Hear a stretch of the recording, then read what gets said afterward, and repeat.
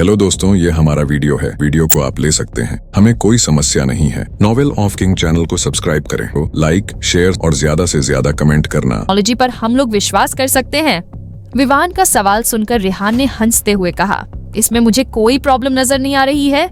असल में देखा जाए तो रेहान को खुद इस पर कॉन्फिडेंस नहीं था, क्योंकि यह बहुत ही नई चीज थी जो अभी तक टेस्ट भी नहीं की गई थी, और शायद इसके ऊपर अभी कुछ भी कहना बहुत ज्यादा मुश्किल था। ये काम करेगा भी या नहीं। रेहान की बात सुनकर विवान ने अपनी आंखें गोल गोल घुमाते हुए कुछ सोचकर कहा, बॉस कैसा रहेगा अगर हम लोग रियल डील करें? तो विवान का सवाल सुनकर रेहान ने उससे पूछा, किस तरह का मेथड इस्तेमाल किया जाएगा? इसमें रेहान का सवाल सुनकर विमान ने एक्सप्लेन करते हुए कहा, हम कुछ बहुत ही खतरनाक जंगली जानवरों को इस्तेमाल करते हैं और इन्हें आपस में एक दूसरे से हैं। फिर हमें पता चल जाएगा कि यह कितने पावरफुल हैं और कितने नहीं। विवान की बात सुनकर रेहान ने तुरंत मना करते हुए कहा, नहीं, इससे बहुत ज्यादा खून खराब हो जाएगा अगर हमने इसी तरह दोनों तरफ से जानवरों को, या तो यह पूरी तरह से ह्यूमैनिटी के खिलाफ हो जाएगा। रेहान शुरू से ही इस आइडिया के खिलाफ था। वह नहीं चाहता था कि मशीन और इंसान के बीच में किसी भी तरह की कोई भी लड़ाई हो। अगर वह दोनों अपने आप को एक दूसरे के खिलाफ कर ले तो मुसीबत बढ़ सकती थी। हाँ, अगर किसी जंगली जानवर के साथ यह लड़ाई करवाई जाती है तो रेहान को कोई ज्यादा नुकसान नहीं होगा और न ही इसे टाइगर सिक्योरिटी गार्ड की जान पर कोई आंच आएगी। अगर इन लोगों के बीच में सच में लड़ाई होती है तो पता नहीं मैकेनिकल डॉग्स की फाइटिंग स्टाइल किस तरह की होगी। हो सकता है कि मशीन अपना कंट्रोल खो दे और इनके बीच में कुछ ऐसी लड़ाई हो जाए जो सामने वाले की जान ले ले। और फिर ये बात तो तय थी कि इंसान या जानवर की लड़ाई अगर मशीन से करवाई जाएगी तो हमेशा जानवर और इंसान ही हारेंगे, क्योंकि मशीनों में कोई फीलिंग नहीं होती, ना उन्हें दर्द होता है और ना उन्हें खुशी मिलती है। यही सब सोचकर रेहान ने तुरंत विवान का दिया हुआ सजेशन रिजेक्ट कर दिया था। ये बात कहीं ना कहीं अब खत्म हो गई थी। शाम को जब कोको और टीना अपने स्कूल से वापस आए तब टीना की नजर 3 बहुत ही सुंदर डॉग्स पर गई, जो वही रेहान के मैनर के बाहर बंधे हुए थे, और इन्हें देखकर टीना बहुत ज्यादा खुश हो गई। टीना ने ना कुछ खाया और ना ही अपना होमवर्क किया। वह जल्दी से गई और इन तीनों डॉग्स को गले से लगा लिया और इनके साथ बहुत खुश होकर खेलने लगी। और रही बात कोको की, तो वह जब खाना खा रही थी तो उसे देखकर ऐसा लग रहा था जैसे उसके दिमाग में इस वक्त बहुत कुछ चल रहा हो। जब रेहान ने उसे इस तरह खोया हुआ देखा तो थोड़ा परेशान होते हुए पूछा, क्या हो गया?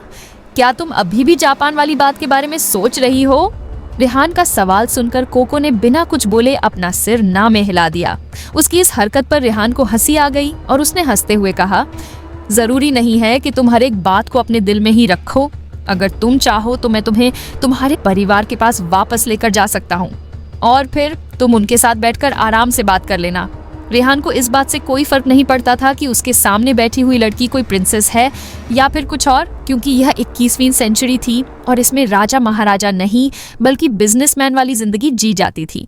आज के जमाने में डेमोक्रेसी थी, जहाँ सबको अपनी मर्जी से कहीं भी आने जाने और किसी भी तरह से जीने की पूरी आजादी थी।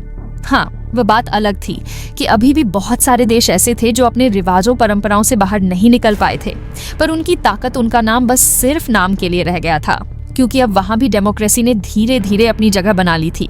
इसीलिए रेहान चाहता था कि अगर कोको खुद चाहे तो रेहान उसे उसके पेरेंट्स के पास लेकर जा सकता है, ताकि वह अपने माँ बाप से अच्छे से बात कर ले और उन्हें अपनी प्रॉब्लम के बारे में बता दे। रेहान को यही लगता था कि चाहे कोई रॉयल फैमिली हो या कुछ और दिखते, तो वह लोग भी इंसानों की तरह ही हैं। उनके भी वही 2 हाथ 2 पैर होते हैं, इसीलिए उसे किसी से डरने की कोई जरूरत नहीं थी। जैसे एग्जैक्ट ही कोको ने रेहान की बात सुनी तो वह कुछ पल के लिए इमोशनल हो गई, पर फिर उसने ना में अपना सिर हिलाते हुए कहा, थैंक यू रेहान, पर मैं वापस जापान नहीं जाना चाहती हूँ। कोको की बात सुनकर रेहान ने हंसते हुए उससे कहा, यह तुम्हारी जिंदगी है और तुम अपनी जिंदगी के सारे फैसले खुद ले सकती हो। मुझे इस बात से कोई प्रॉब्लम नहीं है। इसी तरह हल्की फुल्की बात करते हुए खाना खाने के बाद कोको अपने कमरे में चली गई। कोको के चेहरे पर अभी भी काफी अजीब से एक्सप्रेशन थे। उसे देखकर ऐसा लग रहा था जैसे शायद वह किसी गहरी सोच में है। तो व्यूअर्स, आपको को क्या लगता है क्या होगा? इस नोवेल में आगे यह जानने के लिए सुनते रहिए Rehan the journey of billionaire के अगले चैप्टर सिर्फ और सिर्फ हमारे चैनल रोज वेस्ट पर। और हाँ, अगर चैप्टर पसंद आया हो तो लाइक और कमेंट जरूर कर देना। इससे मुझे भी अगले चैप्टर्स को अपलोड करने में मजा आता है। धन्यवाद कोको को। इस तरह देखकर मैगी जो रेहान के पास ही खड़ी थी, उसने रेहान से कहा, बॉस, जो लोग जापान से आए थे वह मैगी जो रेहान के पास खड़ी हुई थी, उसने रेहान को बताया कि शायद आज फिर से जापान से आए हुए लोग कोको से मिलने की कोशिश कर रहे थे। यह बात सुनकर रेहान ने मैगी से कहा, अगर वह लोग कल वापस आए तो तुम एक बार कोको से पूछ लेना। अगर वह चाहे तो उन लोगों से बात कर सकती है, और अगर उसका मन नहीं है तो तुम उन लोगों को कोको से दूर रखना। रेहान की बात सुनकर मैगी ने तुरंत सिर हिलाते हुए कहा, और बॉस, अगले दिन सुबह टीना और कोको हर दिन की तरह ही स्कूल गई थी। दोपहर में कोको स्कूल की कैंटीन में जाने की तरजीह कर रही थी, पर तभी टाइगर सिक्योरिटी गार्ड ने उसे रोका और उनमें से एक सिक्योरिटी गार्ड ने कोको से कहा, मैडम, जो लोग कल आपका पीछा कर रहे थे वो लोग आज फिर से स्कूल के गेट तक आए हैं। क्या आप उनसे मिलना चाहती हैं? रेहान ने कल ही सारे टाइगर सिक्योरिटी गार्ड को ऑन ऑर्डर दे दिया था कि बिना कोको से पूछे इन लोगों को यहाँ से या कोको से दूर नहीं रखा जाएगा। इसीलिए उन लोगों को यहाँ से भेजने की बजाय टाइगर सिक्योरिटी गार्ड ने उन लोगों को स्कूल के गेट पर ही इंतजार करने के लिए कहा, ताकि एक बार वो लोग देख सके कि कोको इन लोगों से मिलना भी चाहती है या नहीं, और उस हिसाब से ही ये लोग जापान से आए हुए इन रॉयल फैमिली के लोगों से बिहेव करेंगे। टाइगर सिक्योरिटी गार्ड की बात सुनकर कोको कुछ देर तक एकदम शांत रही। फिर कुछ सोचते हुए उसने अपना सिर हाँ में हिलाते हुए कहा, ठीक है, मैं एक बार उन लोगों से मिलना चाहती हूँ। कोको की बात सुनकर टाइगर सिक्योरिटी गार्ड उसे लेकर स्कूल के गेट के पास पहुंच गए, जहां बाहर की तरफ इस वक्त कुछ बहुत ही लग्जरी गाड़ियां पार्क थीं और उस गाड़ी के बाहर कुछ ब्लैक सूट पहनकर खड़े थे। और इन सारे गार्ड्स के सामने इस वक्त जापान की रॉयल फैमिली के मैनेजर खड़े हुए थे। इस वक्त टाइगर सिक्योरिटी गार्ड के कुछ लोग भी इन सब लोगों को चारों तरफ से घेर कर खड़े थे और अपनी पहनी नजरों से इन्हें ही घूर रहे थे। जैसे ही रॉयल फैमिलीज के मैनेजर ने देखा कि कोको फाइनली बाहर आ रही है, तो यह देखकर मैनेजर बहुत ज्यादा एक्साइटेड हो गया और एक्साइटमेंट में वह अपने कदम आगे बढ़ाकर कोको को ग्रीट करने ही वाला था। पर तभी वहां खड़े हुए टाइगर सिक्योरिटी गार्ड ने उन्हें रोक दिया और उनसे कहा, यही खड़े रहो, मैडम के पास जाने की कोई जरूरत नहीं है। जैसे ही रॉयल फैमिली के गार्ड्स ने देखा कि उनके मैनेजर को रोका जा रहा है, तो उन लोगों ने 2 कदम आगे बढ़ाए और अगले ही पल वहां खड़े हुए टाइगर सिक्योरिटी गार्ड को जोर से मुक्का मारा, जिससे एक तेज आवाज गूंज गई। टाइगर सिक्योरिटी गार्ड बिल्कुल भी इन सब के लिए तैयार नहीं थे और जैसे ही उन लोगों ने जापान से आए हुए लोगों की यह हरकत देखी, तो उनका गुस्सा 7वें आसमान पर वो चढ़ गया। तभी उनमें से एक टाइगर सिक्योरिटी गार्ड ने बहुत ही गुस्से से अपने एक एक शब्द को चबाते हुए कहा, तुम्हारी हिम्मत कैसे हुई मेरे साथियों के साथ इस तरह का व्यवहार करने की? तुम्हें क्या लगता है, क्या हम तुम्हें यह हरकत करने पर यहाँ से जिंदा जाने देंगे? इतना कहकर बाकी के टाइगर सिक्योरिटी गार्ड्स अपने कुछ कदम आगे बढ़ाकर जापान से आए हुए सिक्योरिटी गार्ड पर अटैक करने वाले थे। वहीं दूसरी तरफ जापान से आए हुए सिक्योरिटी गार्ड भी लड़ने के लिए पूरी तरह से तैयार थे और उन लोगों ने भी अपने कुछ कदम आगे बढ़ा लिए ताकि टाइगर सिक्योरिटी गार्ड का सामना कर सके और इन्हें धूल चटा सके। जब दोनों तरफ की पार्टी एक दूसरे से लड़ने के लिए तैयार हो रही थी, तो एक जोरदार चिल्लाने की आवाज उन लोगों के कानों में पड़ी, आप सब लोग यही रुक जाए, अभी कोई भी अपना एक भी कदम आगे नहीं बढ़ाएगा। मैं यहाँ पर जापान से आए हुए लोगों से बात करने आई हूँ, मुझे बात करने दीजिए। ये तेज आवाज किसी और की नहीं बल्कि कोको की थी। शायद आज उसने पहली बार इतनी तेज आवाज में अपने शब्द कहे थे। कोको का ऑर्डर सुनकर दोनों पार्टी वापस अपनी अपनी जगह पर खड़ी हो गई और सिर झुकाकर रिस्पेक्ट के साथ कोको का ऑर्डर फॉलो करने लगी। भले ही कोको की बात सुनकर दोनों तरफ की पार्टी लड़ नहीं रही थी, पर फिर भी इन लोगों की आंखों में गुस्सा साफ साफ नजर आ रहा था। इन लोगों के एक्सप्रेशन बिल्कुल भयंकर थे। एक तरफ जापान से आए हुए बॉडीगार्ड सोच रहे थे कि वह सब रॉयल फैमिली से आते हैं, इसीलिए उनका स्टेटस काफी बड़ा है और इसी वजह से उनके एटीट्यूड में एरोगेंस साफ नजर आ रहा था। वहीं दूसरी तरफ टाइगर सिक्योरिटी गार्ड ये सोच रहे थे कि ये सब लोग इस दुनिया के सबसे अमीर और ताकतवर आदमी के लिए काम करते हैं और इसी वजह से वह अपने सामने खड़े इन जापानी बॉडीगार्ड से ज्यादा ताकतवर है और इन लोगों को हक नहीं बनता कि यह उनके ऊपर उंगली भी उठाएं। और फिर टाइगर सिक्योरिटी गार्ड को लग रहा था कि इस पूरी दुनिया में किसी में भी इतनी हिम्मत नहीं है जो उनके ऊपर उंगली उठा सके, चाहे फिर वह कोई रॉयल परिवार का इंसान ही क्यों ना हो, क्योंकि वह लोग खुद किसी को भी यह हक नहीं देते हैं सिवाय रेहान के। हालांकि जब कोको ने उन लोगों को ऑर्डर दिया तो दोनों तरफ की पार्टी चुपचाप अपनी अपनी जगह खड़ी हो गई और एक दूसरे को गुस्से से घूरने लगी। इस वक्त आंखों ही आंखों से दोनों तरफ के लोग एक दूसरे से गुस्से से बातें कर रहे थे या की बस अटैक करने का इंतजार कर रहे थे।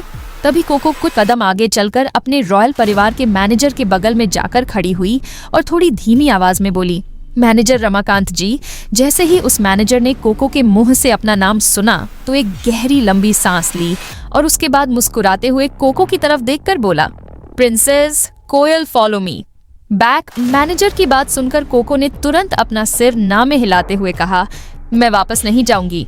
कोको की बात सुनकर मैनेजर रमाकांत ने थोड़ा हताश होते हुए कहा, वैसे तो मैं पहले ही जानता था प्रिंसेस कि आप मेरे साथ वापस जाने से मना कर देंगी, पर मैं अभी भी आपको यही एडवाइस करूंगा कि अगर आप वापस नहीं आई तो बहुत बड़ी मुसीबत खड़ी हो जाएगी। मैनेजर की बात सुनकर कोको थोड़ा सा हैरान होते हुए बोली, आप कहना क्या चाहते हैं? अंकल, कोको का सवाल सुनकर मैनेजर रमाकांत ने उससे कहा, आपका इस तरह से घर छोड़ना छोटी बात नहीं है प्रिंसेस। आप शादी से भाग कर आई हैं, पर यह बात इतनी छोटी बात नहीं है जितना आप सोच रही हैं। पिछले कुछ सालों में रॉयल परिवार ने बहुत सारी मुसीबतें देखी हैं और ये मुसीबतें बढ़ती ही जा रही हैं, क्योंकि अब जापान का सारा कंट्रोल कपूर खानदान के हाथ में है। जब आप अपनी शादी से भाग गई थी तो रोहन कपूर बहुत ज्यादा गुस्सा हो गए थे, यहाँ तक कि उन्होंने सारे रॉयल संस्कारों को एक तरफ रख दिया और हमारे महल में आकर तोड़फोड़ तक शुरू कर दी थी। मैनेजर की बात सुनकर कोको एकदम चुप हो गई। उसके पास इस वक्त कहने के लिए कुछ नहीं था। तभी मैनेजर ने कुछ दूरी पर खड़े हुए टाइगर सिक्योरिटी गार्ड की तरफ देखा और उसके बाद अपनी आवाज को थोड़ा धीमा करके कोको से कहा, प्रिंसेस, मैं यहाँ पर अकेला नहीं आया हूँ। हमारे इंपीरियल फैमिली की स्पेशल सर्विस टीम भी मेरे साथ यहाँ आए हैं और साथ ही साथ रोहन कपूर के बॉडीगार्ड भी यहीं पर मौजूद है। आपको यहाँ से ले जाए बिना कोई भी नहीं मानेगा और ना ही कोई यहाँ से हिलेगा। मैनेजर की बात सुनकर कोको ने उनसे कहा, चाहे जितने लोग आ जाए मुझे कोई फर्क नहीं पड़ता। मैं जाकर अपने स्कूल में छुप जाऊंगी और उसके बाद कोई भी मुझे पकड़ नहीं पाएगा। कोको की बात सुनकर मैनेजर रमाकांत ने अपना सिर ना में हिला दिया और फिर कोको से कहा, यह काम हमारे लिए बहुत ज्यादा आसान है। सच कहूं तो मैंने आपको बचपन से बड़ा होते हुए देखा है। आपको यहाँ पर इतनी अच्छी जिंदगी जीता हुआ देखकर मैं खुद आपको वापस उस सोने के पिंजरे में कैद होते नहीं देखना चाहता हूँ, पर आप जानती हैं कि मैं चाहे कुछ भी कर लूँ हूँ तो मैं एक नौकर ही, और चाहे आप माने या ना माने, पर आप रॉयल परिवार की प्रिंसेस हैं और आपकी पहचान बहुत ज्यादा बड़ी है। आपके नाम के साथ रॉयल परिवार का नाम। मैनेजर रमाकांत अपनी बात पूरी कर ही रहे थे कि तभी कोको ने एक नजर उनकी तरफ देखा और फिर उनसे ने कहा, मैंने जब राजमहल को छोड़ा था तो उस वक्त मैंने यह नहीं सोचा था कि मैं एक प्रिंसेस हूँ और ना ही मैंने यह बात आज तक कभी रेहान को बताई थी। कोको की बात सुनकर मैनेजर रमाकांत ने मुस्कुराते हुए कहा, यह कैसे मुमकिन हो सकता है? और फिर आप अच्छे से जानती हैं कि आप जिस लड़के के साथ यहाँ रह रही हैं उसकी पहचान भी काफी बड़ी है। भले ही आपने उसे कुछ ना बताया हो, पर फिर भी उसने आपके बारे में सब कुछ पता कर लिया होगा। भले ही आप और वह सिर्फ दोस्त हो और आप लोगों के बीच इससे ज्यादा कुछ भी ना हो, पर फिर भी आप अपनी किस्मत में रॉयल परिवार का खून लेकर आई है। आपकी रगों में इस वक्त जापान की रॉयल फैमिली का खून दौड़ रहा है, जिसे चाहकर भी आप मना नहीं कर सकती हैं और ना ही जुटला सकती हैं। और रही बात रेहान मित्तल की, तो जितना ज्यादा आप दोनों की दोस्ती बढ़ेगी उतनी ज्यादा मुश्किल आपकी वजह से रेहान को होंगी। जैसे ही कोको ने यह बात सुनी तो उसने बहुत ही ज्यादा हैरान होते हुए मैनेजर से कहा, यह कैसे पॉसिबल हो सकता है? मैं और रेहान बहुत अच्छे दोस्त हैं और मैं रेहान को कोई भी नुकसान क्यों पहुंचा? हंगी कोको का यह सल सुनकर इस बार मैनेजर रमाकांत ने थोड़ा सा सीरियसली कहा, क्योंकि आपकी मंगनी रोहन कपूर के साथ हो चुकी है और फिर भी आप रेहान के साथ भागकर इंडिया आ गई। एक बार के लिए अगर रॉयल फैमिली की बात की जाए तो उन्हें कोई दिक्कत नहीं है, पर रोहन कपूर वह इन सब बातों को इतनी आसानी से नहीं जाने देगा और ना ही वह रेहान को इतनी आसानी से माफ करेगा। इस बार उसने अपने आदमियों को रेहान पर अटैक करने के लिए भेजा है। जैसे ही कोको ने यह बात सुनी तो वह एकदम से दंग रह गई। उसने परेशान होते हुए पूछा, तो अब हम लोग क्या करेंगे मैनेजर अंकल? वैसे तो कोको ने पहले ही सोच लिया था कि एक दिन ऐसा भी जरूर आएगा जब रोहन उसे ढूंढ लेगा, पर उसने कभी नहीं सोचा था कि यह सब कुछ इतनी जल्दी हो जाएगा। कोको अच्छे से जानती थी कि रोहन कपूर की ताकत बहुत ज्यादा है। अगर रोहन अपनी ताकत दिखाने पर आ गया तो वह जरूर रेहान को मार देगा। और फिर कोको अभी तक नहीं जानती थी कि रेहान का असली बैकग्राउंड क्या है। उसे तो यही लग रहा था कि रेहान कोई बहुत अमीर आदमी है और इसीलिए जब उसे पता चला कि कोको की वजह से रोहन रेहान को धमकाने पर उतर आया है और यहाँ तक कि उसकी जान भी ले सकता है, तो ये सब सोचकर कोको जल्दी ही बहुत ज्यादा पैनिक करने लग गई। कोको को इतना परेशान होता हुआ देखकर मैनेजर रमाकांत ने थोड़ा मजबूर होते हुए कहा, इसीलिए मैं आपको कह रहा था कि आपको। मैनेजर बोलता बोलता रुक गया और कोको मन ही मन सोचने लगी कि अब वह अपनी वजह से रेहान को और ज्यादा मुसीबत में नहीं डाल सकती है। पर इस वक्त कोको के पास ऐसी कोई ताकत नहीं थी जिससे वो रेहान की सारी परेशानियों को दूर कर सके। मैनेजर रमाकांत ने आगे कहा, प्रिंसेस कोयल, ऐसा नहीं है कि यह मामला यहाँ पर सुलझाया नहीं जा सकता है। जो होना था वो हो गया, पर अब भी इस मामले को संभाला जा सकता है। मैं आपको गारंटी देता हूँ, अगर आप मेरे साथ वापस जापान चलती हैं और जाकर रोहन कपूर से माफी मांग लेती है और अपनी इस हरकत के बारे में उन्हें एक्सप्लेनेशन देती है, तो वह रेहान के लिए ज्यादा मुसीबत खड़ी नहीं करेंगे। मैनेजर रमाकांत की बात सुनकर कोको एक बार फिर से गहरी सोच में चली गई। वह अच्छे से जानती थी कि अगर वह एक बार जापान चली गई तो दोबारा कभी भी वापस इंडिया नहीं आ पाएगी। मैनेजर रमाकांत जी ने कह दिया था कि अगर कोको उनके साथ वापस आ जाती है तो शायद रोहन कपूर रेहान के साथ कुछ नहीं करेगा। वहीं दूसरी तरफ कोको को पता था कि अगर एक बार वह जापान चली जाएगी तो दोबारा कभी भी इंडिया वापस नहीं आ पाएगी। कोको ना तो इंडिया छोड़कर जाना चाहती थी और ना ही वह यह चाहती थी कि रोहन लगातार रेहान को परेशान करता रहे या फिर उसकी जान लेने की कोशिश करता रहे। इस वक्त कोको बहुत ही बड़ी डिलेमा में थी और उसे कुछ समझ नहीं आ रहा था।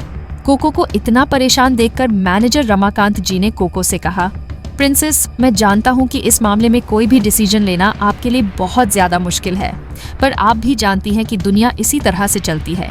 अक्सर हम लोगों को वो डिसीजन लेने पड़ते हैं जो हमारे हक में नहीं होते हैं, पर फिर भी किसी और की खुशी के लिए उन डिसीजन को लेना जरूरी होता है, और खास करके अगर बात हमारे किसी अपने की हो। मैनेजर की बात सुनकर कोको ने कहा, मैं वो इससे आगे कोको कुछ भी नहीं कह पा रही थी।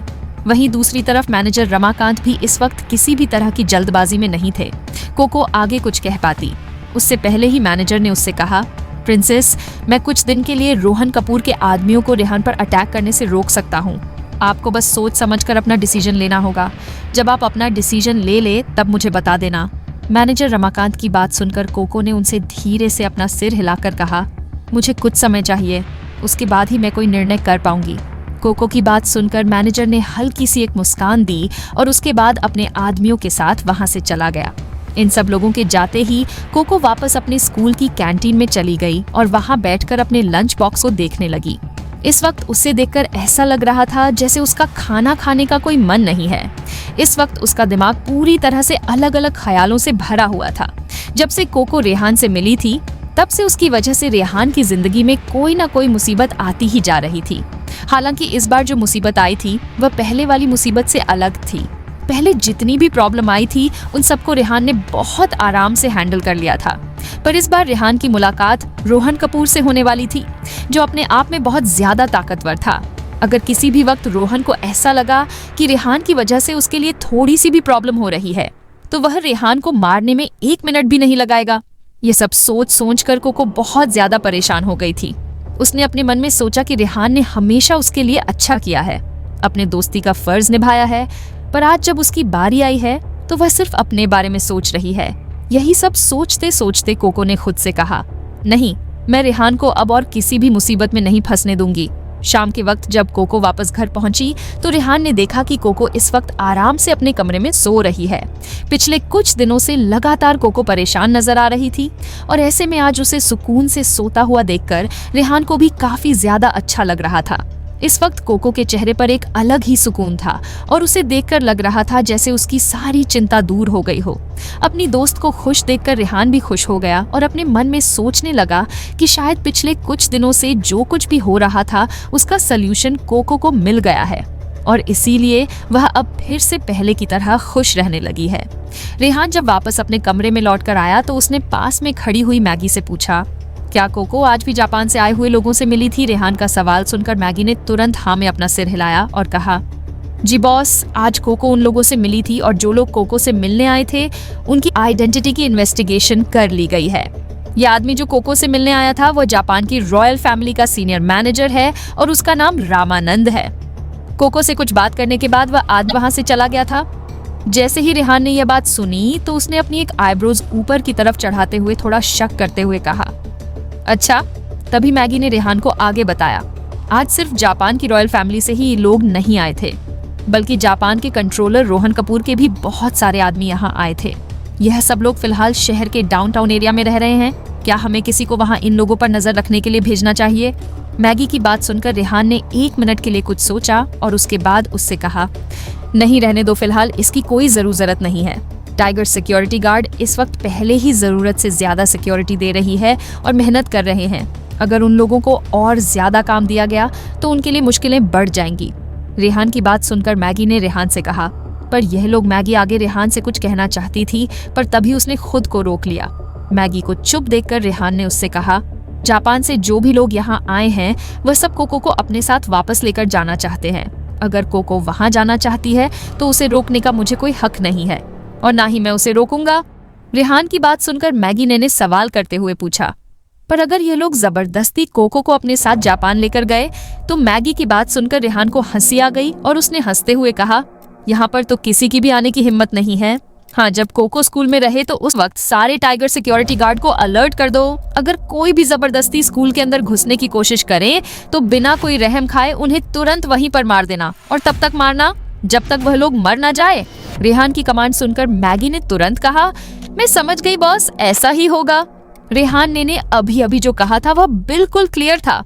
अगर कोको अपनी मर्जी से जापान जाना चाहती है या उन लोगों के साथ जाना चाहती है तो वह जा सकती है, उसे कोई नहीं रोकेगा। पर जापान से आए हुए लोगों ने अगर जबरदस्ती कोको को उसकी मर्जी के खिलाफ कहीं भी ले जाने की कोशिश की तो उन्हें उसी वक्त बिना किसी रहम के मार देना है। इसी तरह शांति से एक और दिन बीत गया। रेहान अपने आलीशान घर में आराम से अपनी जिंदगी जी रहा था। कोको भी सुबह सुबह रेहान को बाय बोलकर बहुत खुश के साथ स्कूल गई थी। सब कुछ हमेशा की तरह बिल्कुल नॉर्मल जा रहा था। पर जब कोको हेलीकॉप्टर में बैठी तब उसने आज पहली बार पीछे पलटकर रेहान के घर की तरफ देखा और इस वक्त उसकी आंखों में एक अलग ही नमी थी। लगभग दोपहर के समय अचानक ही अभिनव का रेहान के पास कॉल आया और उसने रेहान के फोन उठाते ही कहा, बॉस कुछ तो गलत हुआ है, कोको मिसिंग है। जैसे ही रेहान ने यह बात सुनी तो वह हैरानी से अपने सोफे से खड़ा हो गया और परेशान होते हुए बोला, तुम कहना क्या चाहते हो? ऐसे कैसे वह अचानक से गायब हो सकती है? रेहान के लगातार सवाल सुनकर अभिनव ने परेशान होते हुए कहा, मुझे कुछ समझ नहीं आ रहा सर, सब कुछ सही जा रहा था पर पता नहीं कैसे। रेहान के कहने पर अभिनव ने पहले ही सारे टाइगर सिक्योरिटी गार्ड्स को इन्फॉर्म कर दिया था कि सबको कोको पर कड़ी नजर रखनी है और एक पल के लिए भी कोको उनकी आंखों से गायब नहीं होनी चाहिए और न ही स्कूल के बाहर का कोई भी इंसान स्कूल के अंदर एंटर करेगा। दोपहर में कोको अपनी दोस्त कोमल को लेकर शॉपिंग के लिए स्कूल कैंपस से बाहर गई थी। उन दोनों को एक साथ जाता हुआ देखकर ड्यूटी पर जितने भी टाइगर सिक्योरिटी गार्ड थे उनमें से किसी ने भी ज्यादा ध्यान नहीं दिया। सबको लग रहा था कि यह दोनों हमेशा की तरह ही बाहर जा रही हैं। फिर भी ध्यान रखने के लिए टाइगर सिक्योरिटी गार्ड ने अपने कुछ साथियों को इन दोनों के पीछे भेजा था। पर किसी को नहीं पता था कि अचानक से कोको आज के ही दिन एक शॉप के वॉशरूम में चली जाएगी। कोई भी मेल गार्ड इस वक्त अंदर नहीं जा सकता था, इसीलिए सब लोग बाहर ही उसका इंतजार कर रहे थे। पर किसे पता था कि यहीं से सबसे बड़ी प्रॉब्लम शुरू हो जाएगी। बाहर खड़े हुए टाइगर सिक्योरिटी गार्ड ने काफी देर तक कोको का इंतजार किया पर कोई भी बाहर नहीं आया। तभी कोमल कोको को देखने के लिए अंदर गई और अगले ही पल वह बहुत ज्यादा परेशान होते हुए और घबराते हुए बाहर आए और बोली, कोको अंदर नहीं है, वह यहाँ से जा चुकी है। जो टाइगर सिक्योरिटी गार्ड इस वक्त कोको की सिक्योरिटी कर रहे थे उन्हें एहसास हो गया था कि इस वक्त मामला बहुत ज्यादा सीरियस है और वह सब लोग अपनी अपनी ड्यूटी करने में अनसक्सेसफुल रहे हैं और उनकी गलती की वजह से कोको यहाँ से गायब हुई है। किसी में इतनी हिम्मत नहीं थी कि इतने बड़े मामले को वे लोग अपने सीनियर से छुपा सके, इसीलिए इन लोगों ने तुरंत ये बात अभिन को बता दी। हालांकि जैसे ही अभिनव को यह बात पता चली तो वह बहुत ज्यादा डर गया था। उसे तो ऐसा लग रहा था जैसे उसके शरीर से आत्मा ही गायब हो गई हो, क्योंकि जिस वजह से रेहान ने अभिनव को स्कूल का प्रिंसिपल बनाया था और यहाँ की जिम्मेदारी दी थी, उसका सबसे बड़ा कारण कोको और टीना थी, जिनकी सिक्योरिटी करने में ये लोग पूरी तरह से नाकामयाब रहे थे। अभिनव को तो समझ में ही नहीं आ रहा था कि अचानक से कोको के गायब होने वाली बात वो रेहान को कैसे बताएं। कुछ सोचकर अभिनव ने सबसे पहले स्कूल में ड्यूटी दे रहे सारे टाइगर सिक्योरिटी गार्ड को एक जगह इकट्ठा किया और उसके बाद तुरंत ही उन लोगों को ढूंढने के लिए निकल गया जो कुछ दिनों से कोको का पीछा कर रहे थे और साथ ही साथ यह न्यूज विहान को भी बता दी थी। वैसे तो इस वक्त स्कूल में बहुत सारे टाइगर सिक्योरिटी गार्ड थे, उसके बावजूद भी कोको का गायब होना किसी को भी समझ नहीं आ रहा था। इतना तो सबको समझ आ गया था कि यह सब कुछ कहीं ना कहीं उन्हीं लोगों का किया हुआ है जो जापान से आए थे। अगर सच में ऐसा था तो इतने बड़े शहर में कोको को ढूंढना बिल्कुल वैसा ही था जैसे किसी सुई को ढूंढना होता है। वहीं दूसरी तरफ जब रेहान को यह खबर पता चली तो वो इतना ज्यादा गुस्सा हो गया कि उसने फोन पर ही अभिनव पर गुस्सा करते हुए कहा, तुम सब लोग कर क्या रहे हो? वहां पर मैंने तुम्हें कोको की जिम्मेदारी दी थी। अगर तुम इतनी सी जिम्मेदारी नहीं उठा सकते हो तो फिर क्या करोगे? रेहान को गुस्सा होता हुआ देखकर अभिनव ने माफी मांगते हुए कहा, मुझे माफ कर दीजिए, यह सब कुछ मेरी गलती है। आप जो सजा देंगे वह मैं भुगतने को तैयार हूँ। रेहान ने जब देखा कि अभिनव उससे माफी मांग रहा है तो रेहान ने उससे कहा, इस वक्त माफी मांगने से कुछ नहीं होगा। अभिनव जल्दी करो, जल्द से जल्द कोको को वापस लेकर आओ। रेहान का ऑनर मिलते ही अभिनव ने तुरंत जल्दी से हाँ कहा और फोन रख दिया। वहीं दूसरी तरफ अभिनव से बात करने के बाद रेहान बहुत ज्यादा परेशान हो गया और अपने कमरे में एक जगह से दूसरी जगह चक्कर लगाने लगा। कोको को लेकर रेहान शुरू से हर एक हिदायत बरत रहा था, पर आखिरकार लास्ट में उससे गलती हो ही गई। मैगी जो रेहान के बगल में ही खड़ी थी, उसने बहुत शांति से रेहान से कहा, बॉस, यह वक्त आपके कमजोर पड़ने का नहीं है। अगर आप मेरी बात माने तो हमें सबसे पहले हमारे लोगों को शहर के एयरपोर्ट पर भेजना चाहिए और उन लोगों से कहना चाहिए कि उन्हें इस वक्त हर एक इंसान पर नजर बनाकर रखनी होगी। जरूर वह सब लोग कोको को एयरपोर्ट के जरिए ही लेकर जा रहे होंगे। रेहान को इतना ज्यादा कमजोर पड़ता हुआ देखकर मैगी ने उसे संभालते हुए कहा, बॉस, आप इस वक्त कमजोर नहीं पड़ सकते हैं। ये वक्त सोच समझकर काम करने का है। हमें जल्द से जल्द एयरपोर्ट पर कुछ लोगों को भेजना चाहिए क्योंकि वहीं से कोको को ले जाया जाएगा। मैगी की बात सुनकर रेहान ने कुछ सोचते हुए अपने दोनों हाथों से जोर से ताली बजाई और उसके बाद खुद के दिमाग को रिलैक्स करने लगा। उसे समझ आ रहा था कि इस वक्त मैगी जो भी कह रही है वह बिल्कुल सही है, क्योंकि जापान से आए हुए लोगों का सबसे पहला मकसद कोको को अपने साथ लेकर जाना है और इसके लिए उन लोगों को या तो एयरपोर्ट के रास्ते से जाना होगा या फिर पानी के रास्ते से। यही सब सोचकर रेहान ने मैगी से कहा, मुझे इस बात से कोई फर्क नहीं पड़ता कि शहर में कितने एयरपोर्ट हैं और कितने पोर्ट, हमारे जितने भी आदमी हैं उन सबको वहां भेजो। हम किसी भी हाल में कोको को यहाँ से जाने नहीं दे सकते हैं। वक्त बहुत ज्यादा कम है, हमें अभी और इसी वक्त यह काम करना होगा। जैसे ही मैगी ने रेहान की बात सुनी तो उसने तुरंत कमांड एक्सेप्ट करते हुए कहा, ठीक है बॉस, मैं अभी लोगों को वहां भेजती हूँ। इतना कहकर मैगी वहां से चली गई।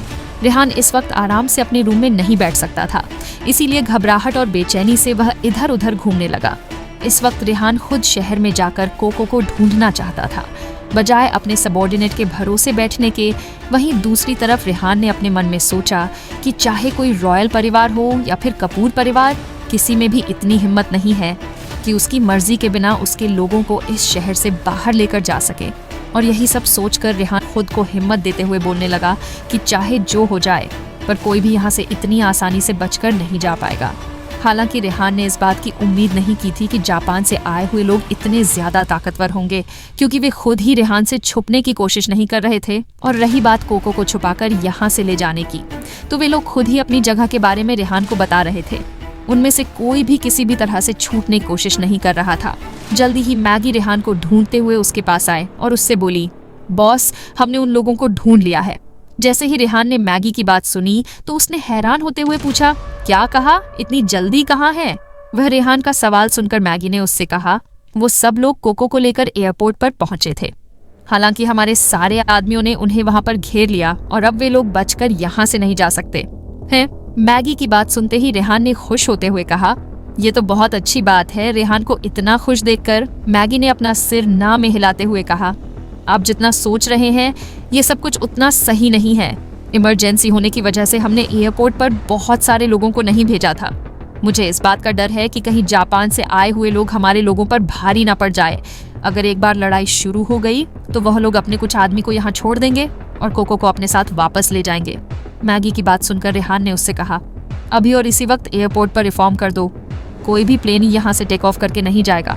रेहान की बात सुनकर मैगी ने उससे कहा, बॉस, मुझे लगता है कि वह सब लोग अपने खुद के प्राइवेट एयरप्लेन यहाँ लेकर आए थे और हमारे एयरपोर्ट उन्हें कंट्रोल नहीं कर सकते हैं। मैगी की बात सुनकर रेहान थोड़ा सा परेशान हो गया और परेशान होते हुए उसने कहा, तो तुम यहाँ पर खड़ी खड़ी बातें क्यों कर रही हो? मैगी, जल्दी से टाइगर सिक्योरिटी गार्ड को ऑन ऑर्डर दो और उन लोगों को वहां पर शिफ्ट करो। मैं खुद भी वहां जा रहा हूँ। इतना कहकर रेहान बिना किसी चीज का इंतजार करे तुरंत मैं का हाथ पकड़कर उसे खींचते हुए बाहर ले गया और लैंडिंग पैड की तरफ जाने लगा। रेहान की खुशकिस्मती थी कि आज हेलीकॉप्टर यहीं पर पार्क था, वरना रेहान को अपनी बोट से वहां तक जाना पड़ता। एक तरफ रेहान जल्द से जल्द एयरपोर्ट पहुंचने की कोशिश कर रहा था, तो वहीं दूसरी तरफ एयरपोर्ट पर इस वक्त जो टाइगर सिक्योरिटी गार्ड खड़े हुए थे, उन लोगों ने पूरी तरह से जापान से आए हुए लोगों का रास्ता रोक कर रखा हुआ था। कोई भी उन्हें वहां से जाने नहीं दे रहा था। तभी एक टाइगर सिक्योरिटी गार्ड ने थोड़ी तेज आवाज में चिल्लाते हुए कहा, कोई भी कोको को यहाँ से लेकर नहीं जा सकता है। हमारे बॉस ने हमें ऑर्डर दिया है कि अगर तुम में से किसी ने भी ज्यादा होशियारी की या फिर स्मार्टनेस दिखाने की कोशिश की तो उसके बाद तुम लोगों के साथ जो भी होगा उसके लिए तुम खुद जिम्मेदार होगे। टाइगर सिक्योरिटी गार्ड की बात सुनकर जापान से आए हुए सिक्योरिटी गार्ड ने चिल्लाते हुए कहा, प्रिंसेस कोको जापान की रॉयल फैमिली की प्रिंसेस है।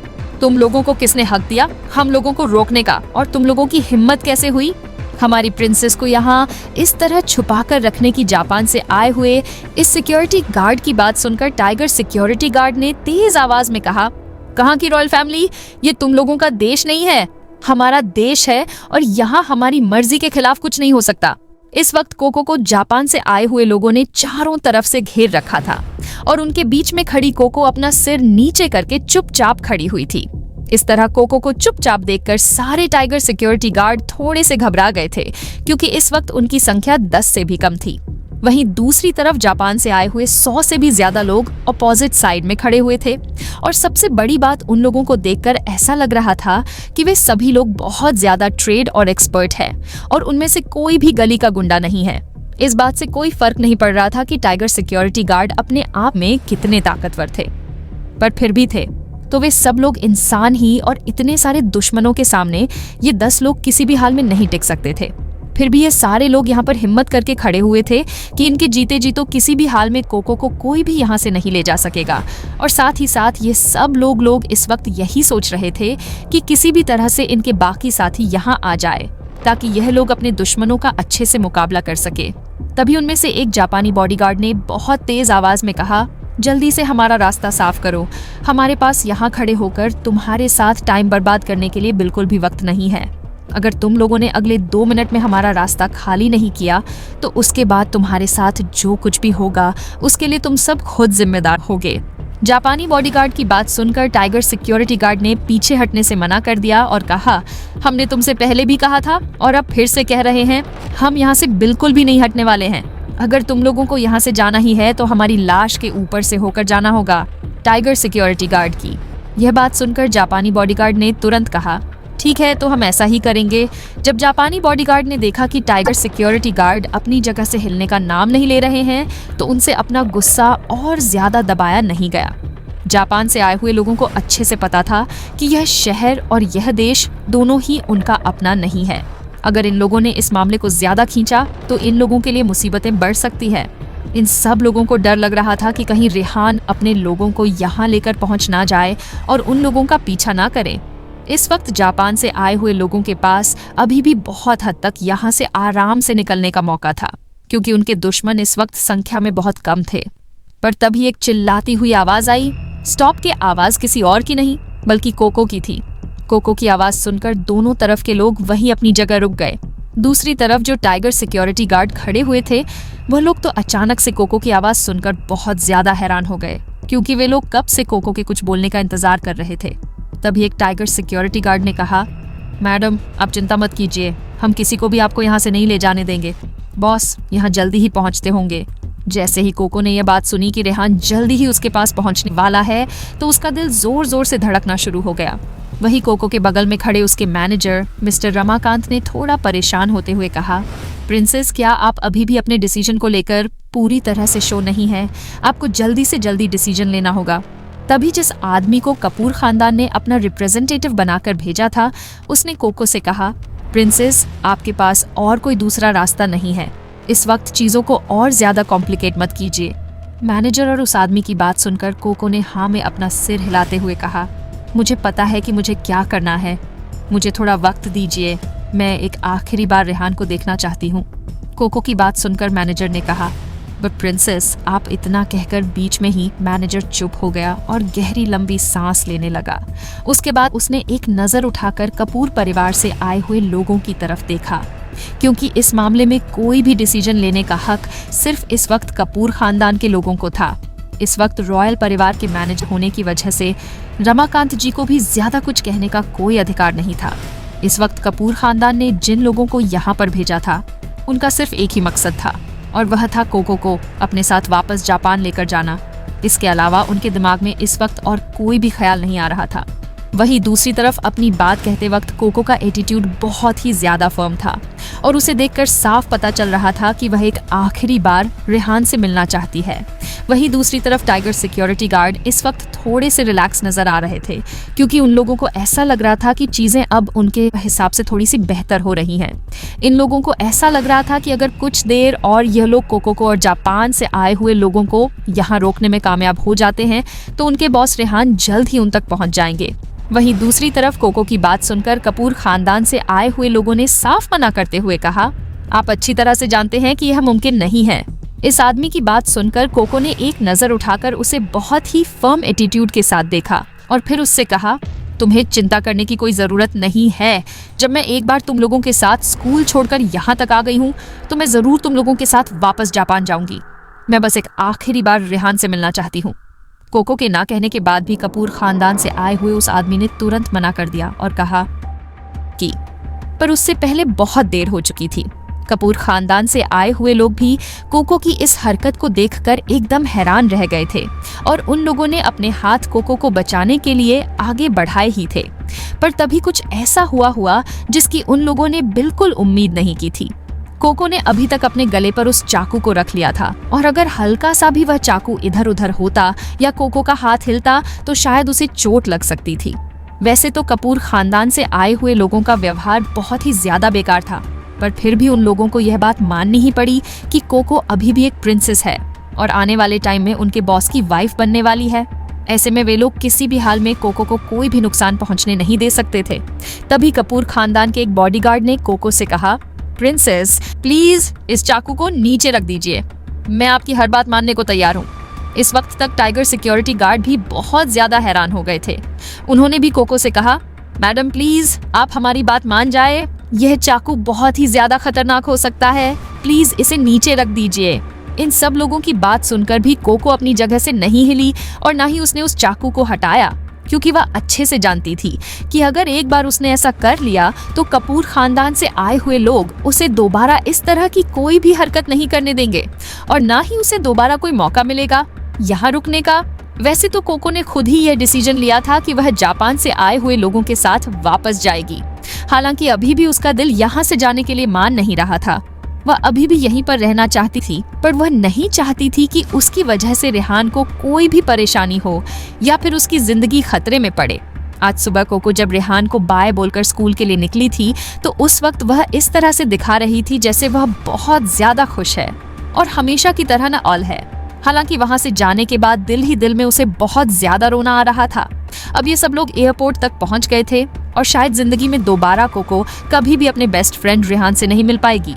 ये तो अच्छा हुआ कि लास्ट मिनट पर टाइगर सिक्योरिटी गार्ड यहाँ पर पहुंच गए थे। हालांकि अगर वो लोग यहाँ पर नहीं पहुंचते तो भी कोको एक बार जरूर किसी न किसी तरह से रेहान से मिलती।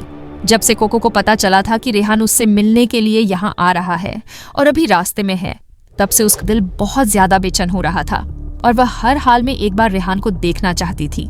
वहीं दूसरी तरफ जब कपूर खानदान के लोगों ने देखा कि कोको अभी भी हार मानने को तैयार नहीं है तो उनमें से एक आदमी ने कोको से कहा, ठीक है, फिर अगर आप इस चाकू को नीचे नहीं रख रही है तो पर कम से कम आप थोड़ा सा ध्यान रखिए। मैं आपसे रिक्वेस्ट करता हूँ कि प्लीज आप प्लेन में अंदर जाकर बैठ जाइए, हम लोग वहीं पर रेहान के आने का इंतजार कर लेंगे।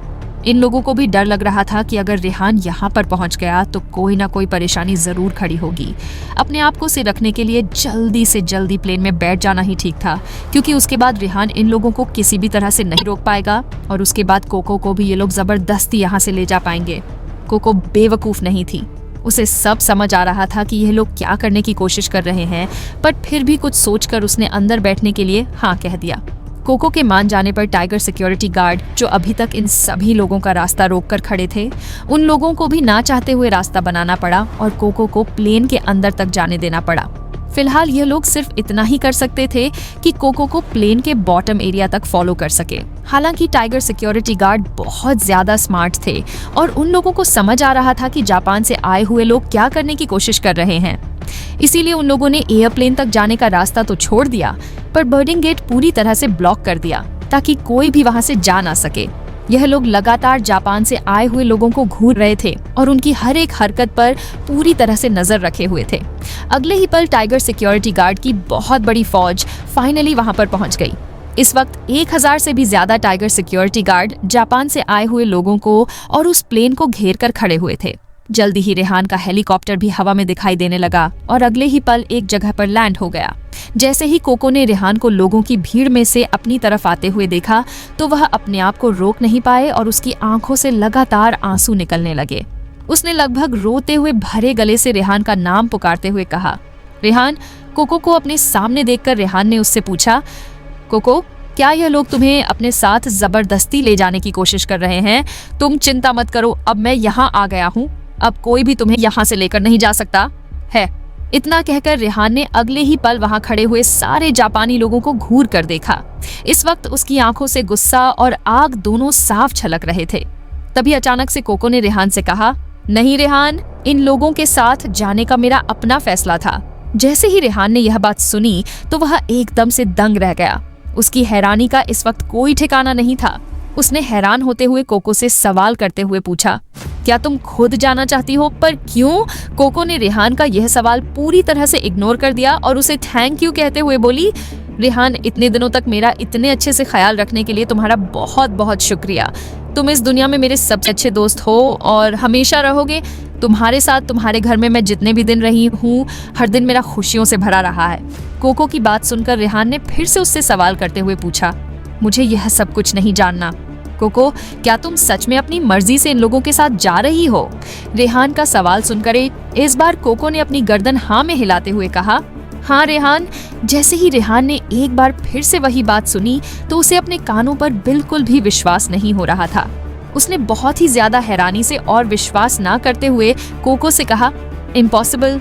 अगर तुम सच में अपनी मर्जी से जाना चाहती थी तो आज सुबह जब तुम स्कूल जा रही थी तो तुमने मुझे यह बात बताई, क्यों नहीं? रेहान का यह सवाल सुनकर कोको ने अपने चेहरे पर आए हुए आंसुओं को पूंछते कहा, क्योंकि मैं डर गई थी कि अगर मैंने तुम्हें बता दिया तो शायद मैं कभी भी तुमसे दूर नहीं जा पाऊंगी। रेहान, तुम बहुत ज्यादा अच्छे इंसान हो। मैं कैसे तुम्हें छोड़कर जाने की बात तुमसे कह सकती थी? कोको की बात सुनकर रेहान एकदम चुप हो गया। उसे इस वक्त कुछ समझ नहीं आ रहा था कि वह क्या करे और क्या नहीं। तभी कोको ने अपनी बात को कंटिन्यू करते हुए कहा, जब से मैं यहाँ आई हूँ तब से मैंने तुम्हारे लिए हर दिन हर वक्त एक नई मुसीबत खड़ी की है और ये मुसीबतें मैं खड़ी करती ही जा रही हूँ। अब मैं तुम्हें और ज्यादा परेशान नहीं करना चाहती हूँ। मैं नहीं चाहती कि मेरी वजह से तुम्हें किसी भी तरह की कोई भी परेशानी हो। कोको की बात सुनकर रेहान ने बहुत ही गहरी सोच में और गहरी आवाज में कहा, क्या तुम कपूर खानदान की बात कर रही हो? तुम्हें उन लोगों की चिंता करने की कोई जरूरत नहीं है, क्योंकि वह लोग मुझे कभी भी डरा नहीं पाएंगे और न ही मेरे लिए कोई मुसीबत खड़ी कर पाएंगे। अगर मैं चाहूँ तो पूरे जापान को अपने कंट्रोल में कर सकता हूँ। तुम्हें मेरी ताकत का अंदाजा नहीं है, इसलिए तुम्हें उन लोगों से डरकर इस तरह का फैसला लेने की कोई जरूरत नहीं है। अगर इस बात को एक तरफ रख दिया जाए कि रेहान मित्तल परिवार का बेटा है, तो भी रेहान की अपनी इतनी ताकत थी कि उसे किसी से डरने की कोई जरूरत नहीं थी।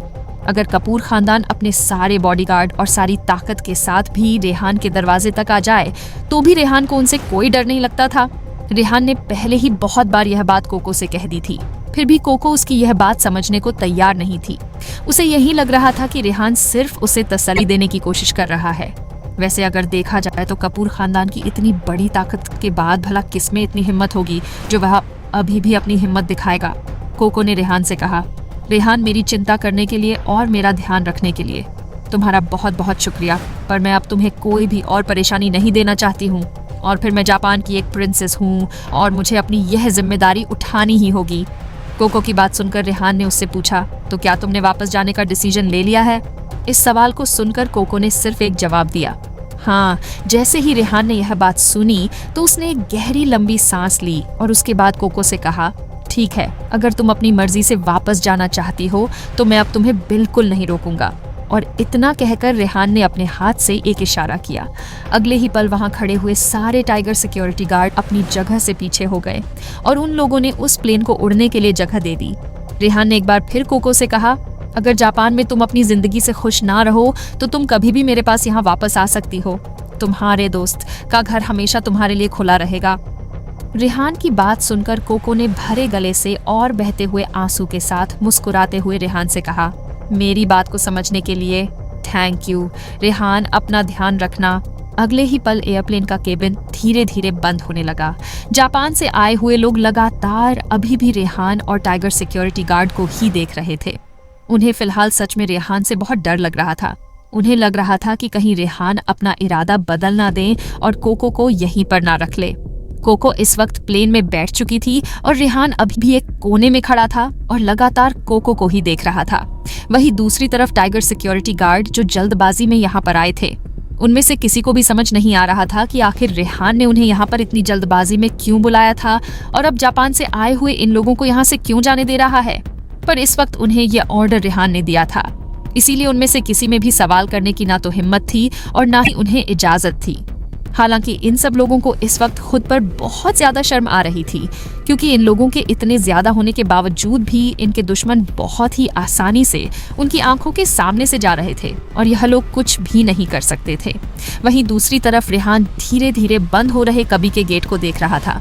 अगले ही पल एयरप्लेन रनवे पर धीरे धीरे आगे बढ़ने लगा और कुछ ही पल बाद हवा में गायब हो गया। रेहान तब तक उस प्लेन को देखता रहा जब तक वह उसकी आंखों से पूरी तरह से ओझल नहीं हो गया। इस वक्त उसकी आंखों में आंसू थे जो रुकने का नाम ही नहीं ले रहे थे। रेहान बिना एक शब्द भी कहे बस अपनी जगह पर खड़ा था और अभी भी आसमान की तरफ ही देख रहा था। रेहान अभी भी उस प्लेन को जाते हुए देख रहा था और आय अभी भी उसी जगह पर खड़ा था। जल्द ही एयरपोर्ट पर तेज हवा चलनी शुरू हो गई और देखते ही देखते तेज हवा आंधी में बदल गई। मैगी जो रेहान के पास ही खड़ी थी, उसने जल्दी से रेहान की गाड़ी में से एक कोट लिया और उसे रेहान के कंधे पर रख दिया और बहुत ही शांति से रेहान से कहा, बॉस अभी हमें चलना चाहिए, तूफान बहुत तेज हो रहा है, अगर आप यहीं खड़े रहे तो आपको बुखार भी हो सकता है। मैगी की बात सुनकर रेहान ने मैगी की तरफ देखा और मुस्कुराते हुए कहा, हाँ चलते हैं। घर इतना कहकर रेहान अपने हेलीकॉप्टर की तरफ बढ़ गया और वापस घर की तरफ जाने लगा। अपने बॉस को जाते हुए देखकर वहां खड़े हुए सारे टाइगर सिक्योरिटी गार्ड भी वापस चले गए। घर तक आते आते रेहान को रात हो गई थी और यहाँ आने के बाद आज सुबह जो कुछ भी हुआ उसकी वजह से रेहान का मूड बहुत ज्यादा खराब था, इसीलिए उसने खाना नहीं खाया। वैसे तो वह जानता था कि जापान जाने का डिसीजन कोको का खुद का था और रेहान ने भी कहा था कि कोको जो भी डिसीजन लेगी रेहान हमेशा उसकी रिस्पेक्ट करेगा और उसके पर्सनल डिसीजन में कभी भी इंटरफेयर नहीं करेगा। फिर भी इतने टाइम तक साथ रहने के बाद कहीं ना कहीं रेहान को कोको के साथ एक अटैचमेंट हो गया था और उसके जाने की वजह से रेहान को इमोशनली काफी ज्यादा बुरा लग रहा था। खास करके यह बात कि कोको की सगाई जापान में रोहन कपूर के साथ हो चुकी है और कोको इस सगाई से बिल्कुल भी खुश नहीं है। रेहान यह सोच ही रहा था कि तभी टीना भागते हुए रेहान के पास आए और बहुत ही मासूमियत से बोली, भैया कोको दीदी दिखाई नहीं दे रही, वह कहाँ गई है टीना?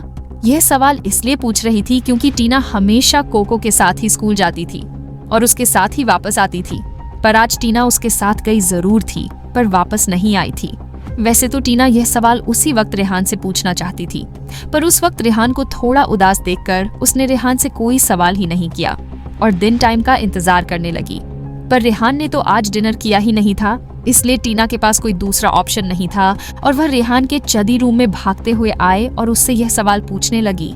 टीना का सवाल सुनकर रेहान ने उससे कहा, तुम्हारी कोको दीदी वापस जापान चली गई है। जैसे ही टीना ने यह बात सुनी तो उसने हैरान होते हुए रेहान से कहा, ऐसा हो ही नहीं सकता कोको दीदी, इतनी जल्दी वापस कैसे जा सकती हैं? और उन्होंने मुझे सुबह इस बारे में कुछ बताया भी नहीं।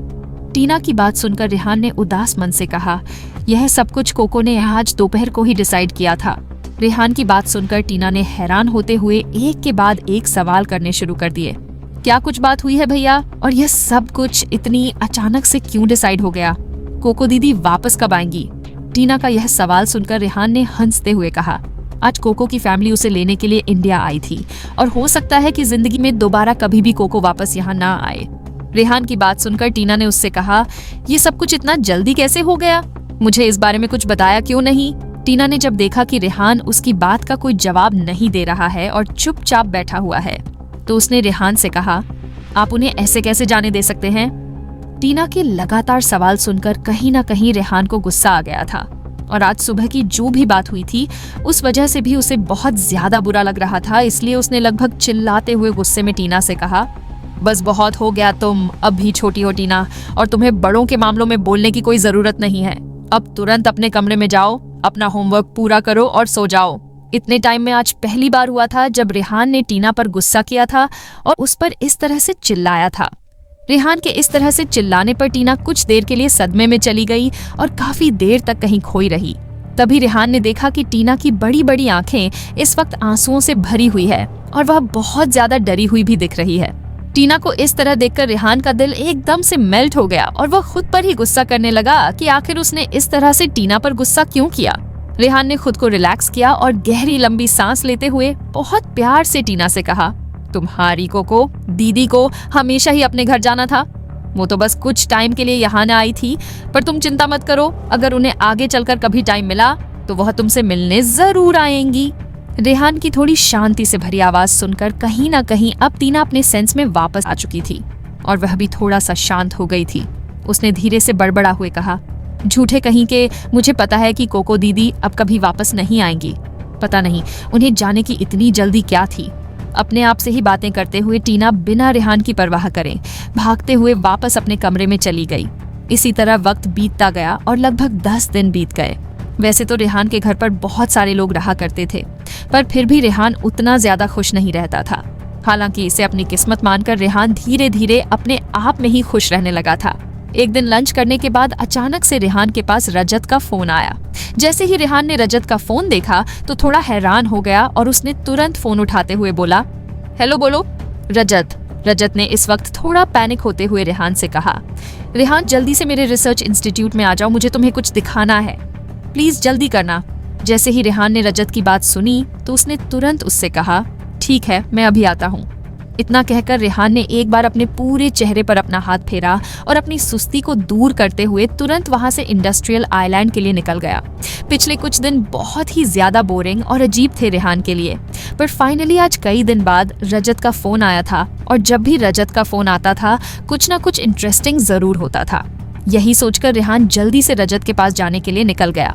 जब से इंडस्ट्रियल आइलैंड का काम धीरे धीरे पूरा हो रहा था तब से रेहान को हर दिन यहाँ पर कुछ ना कुछ अच्छा देखने और सुनने को मिल जाता था और यही सब देखकर रेहान खुश था कि उसकी लगाई हुई इतनी इन्वेस्टमेंट और मेहनत आज रंग ला रही थी। सबसे पहले 3 बायोनिक मैकेनिकल डॉग का बनकर आना, जिन्हें रजत ने मजाक में फन के लिए क्रिएट किया था, और आज फिर कुछ नया रेहान को देखने को मिलने वाला था। वैसे तो रेहान के दोनों आइलैंड बहुत पास थे, पर फिर भी इन दोनों आइलैंड का कनेक्शन सिर्फ और सिर्फ पानी से होकर जाता था। इसीलिए रेहान ने अपनी स्पीड बोट ली और उसे इंडस्ट्रियल आइलैंड की तरफ जाने लगा। रास्ते में रेहान यही सोच रहा था कि जब उसके पास थोड़ा फंड और आ जाएगा तो वह इन दोनों आइलैंड को जोड़ने के लिए एक अच्छा ब्रिज बना देगा जिससे आसानी से यहाँ आया जाया जा सके। जल्दी ही रेहान इंडस्ट्रियल आइलैंड पहुंच गया था। अभी अभी यहाँ का काम लगभग पूरा हुआ था और अभी भी कुछ काम बाकी था, इसलिए बहुत ज्यादा लोग यहाँ काम नहीं कर रहे थे और इस वजह से ये जगह बहुत खाली खाली लगती थी। फिर भी जैसे ही रेहान उस रिसर्च इंस्टीट्यूट के हॉल में पहुंचा तो रेहान ने देखा कि रिपांसी और रतिका के साथ साथ 3 और लोग उसका वेलकम करने के लिए वहां हॉल में इकट्ठा हुए थे। इस वक्त रजत और रतिका के साथ जो 3 नए लोग थे वह कोई और नहीं बल्कि कुछ टाइम पहले रेहान ने हंसराज कॉलेज से जिन लोगों को रिक्रूट किया था, ये 3 लोग वही थे। अब ये तीनों रेहान के ऑफिशियल एम्प्लॉय बन चुके थे। इस वक्त इस रिसर्च इंस्टीट्यूट में टोटल 5 ऑफिशियल एम्प्लॉयज थे। इनके अलावा और भी कुछ अलग अलग तरह के वर्कर थे और इन्हें मिलाकर थोड़े बहुत लोग इस पूरी फैक्ट्री को संभाल रहे थे। हालांकि यहाँ काम करने वाले कुछ एम्प्लॉय कभी कभी डर जाते थे क्योंकि इन लोगों ने कभी भी इतनी भयंकर टेक्नोलॉजी नहीं देखी थी। बाकी टेक्नोलॉजी को अगर एक साइड में रख भी दिया जाए तो आर्टिफिशियल इंटेलिजेंस और सुपर बैटरी, ये 2 ऐसी टेक्नोलॉजी थी जो पहले ही दुनिया को 30 से 50 साल आगे ले जा चुकी थी। वहीं दूसरी तरफ रेहान ने इस इंस्टीट्यूट में ज्यादा लोगों को इसलिए काम पर नहीं रखा था क्योंकि इन लोगों को यहाँ पर हाथ पैर वाले ज्यादा काम नहीं करने थे, बल्कि दिमाग का काम करना था जो मिस्टीरियस सर्वर से इंफॉर्मेशन और डाटा को क्रैक कर सके। और रजत की तरह नए नए इनोवेशन को दिखा सके। वैसे तो रजत जैसे हाई प्रोफाइल हैकर के होते हुए रेहान को किसी और की जरूरत नहीं थी, क्योंकि रजत बहुत ही मेहनत से अपना काम कर रहा था और उसका काम रेहान को नजर भी आ रहा था। वैसे तो अभी तक जो प्रोग्रेस सिर्फ रजत की वजह से हो रही थी वह बुरी नहीं थी, पर रेहान चाहता था कि इस मिसलेनियस और मिस्टीरियस सर्वर में जो कुछ भी डाटा जमा है वह जल्द से जल्द बाहर आ जाए, ताकि रेहान उसके हिसाब से अपनी ताकत का अंदाजा लगा सके और अपने आप को और ज्यादा ताकतवर बना सके। मिस्टीरियस सर्वर में जितनी भी इंफॉर्मेशन जमा थी वो सब आधी अधूरी थी, और जिस कोड लैंग्वेज में उसे स्टोर किया गया था उस कोड लैंग्वेज को क्रैक करना बहुत ज्यादा मुश्किल था। हालांकि रजत के लिए ये बहुत ज्यादा मुश्किल नहीं था, क्योंकि उसे तो इसी तरह के काम करना पसंद था। वह जब तक अपनी पूरी एनर्जी और ताकत लगाकर कुछ नया नहीं कर लेता था तब तक उसे नहीं लगता था कि वह कुछ इम्पोर्टेंट कर रहा है। तभी रेहान ने रजत से एक्साइटेड होते हुए कहा, तुमने मुझे आज इतनी जल्दबाजी में यहाँ पर क्यों बुलाया है? लगता है तुमने कुछ बहुत बड़ा कारनामा किया है।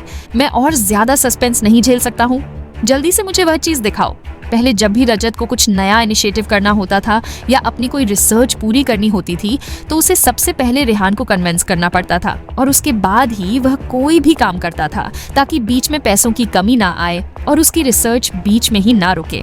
जैसे कुछ टाइम पहले स्पोर्ट्स कार के लिए हुआ था, उस वक्त जीरो को टेस्ट करने के लिए रजत को रेहान से बहुत महंगी स्पोर्ट्स कार खरीदने के लिए कहना पड़ा था, और साथ ही साथ कुछ पैसे भी लेने पड़े थे। पर जब से ऑफिशियल रिसर्च इंस्टीट्यूट और यह स्मॉल टीम तैयार हुई थी, उसके बाद रेहान ने खुद ही फंडिंग के तौर पर इन लोगों को 10 बिलियन रुपए दे दिए थे। और रेहान इतने पैसे देने के बाद भी कभी उन लोगों से ज्यादा सवाल नहीं करता था कि यह लोग इन पैसों को कहाँ इस्तेमाल कर रहे हैं या फिर इनका कैसे यूज कर रहे हैं। इसीलिए रेहान को नहीं पता था कि आज रजत ने क्या इनोवेटिव काम किया है और उससे इन लोगों को क्या फायदा होने वाला है। जैसे ही रजत ने रेहान की बात सुनी तो उसने हंसते हुए रेहान से कहा, हाँ, आप चिंता मत करो रेहान, मैंने आपको पहले ही कहा था कि आज मैं आपको बहुत बड़ा सरप्राइज देने वाला हूँ। वैसे मेरे सरप्राइज दिखाने से पहले आप गैस क्यों नहीं करते? रजत का मजाक सुनकर रेहान जल्दी से अपनी जगह से खड़ा हुआ और थोड़ा नाराज होते हुए बोला, मैं बहुत जल्दबाजी में यहाँ आया हूँ और यहाँ आने के बाद भी तुम ये सब सस्पेंस रख रहे हो। जल्दी करो और मुझे अपना वह नया इनोवेशन दिखाओ।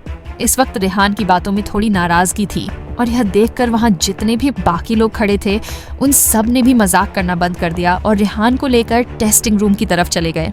ऐसा इसलिए क्योंकि यहाँ पर फैक्ट्री में जो भी प्रोडक्ट बन जाता था उसको टेस्टिंग के लिए एक स्पेशल रूम में लेकर जाया जाता था, और इसीलिए रजत और बाकी सब लोग रेहान को लेकर टेस्टिंग रूम में गए थे ताकि अपना बनाया हुआ प्रोडक्ट रेहान के सामने टेस्ट कर सके।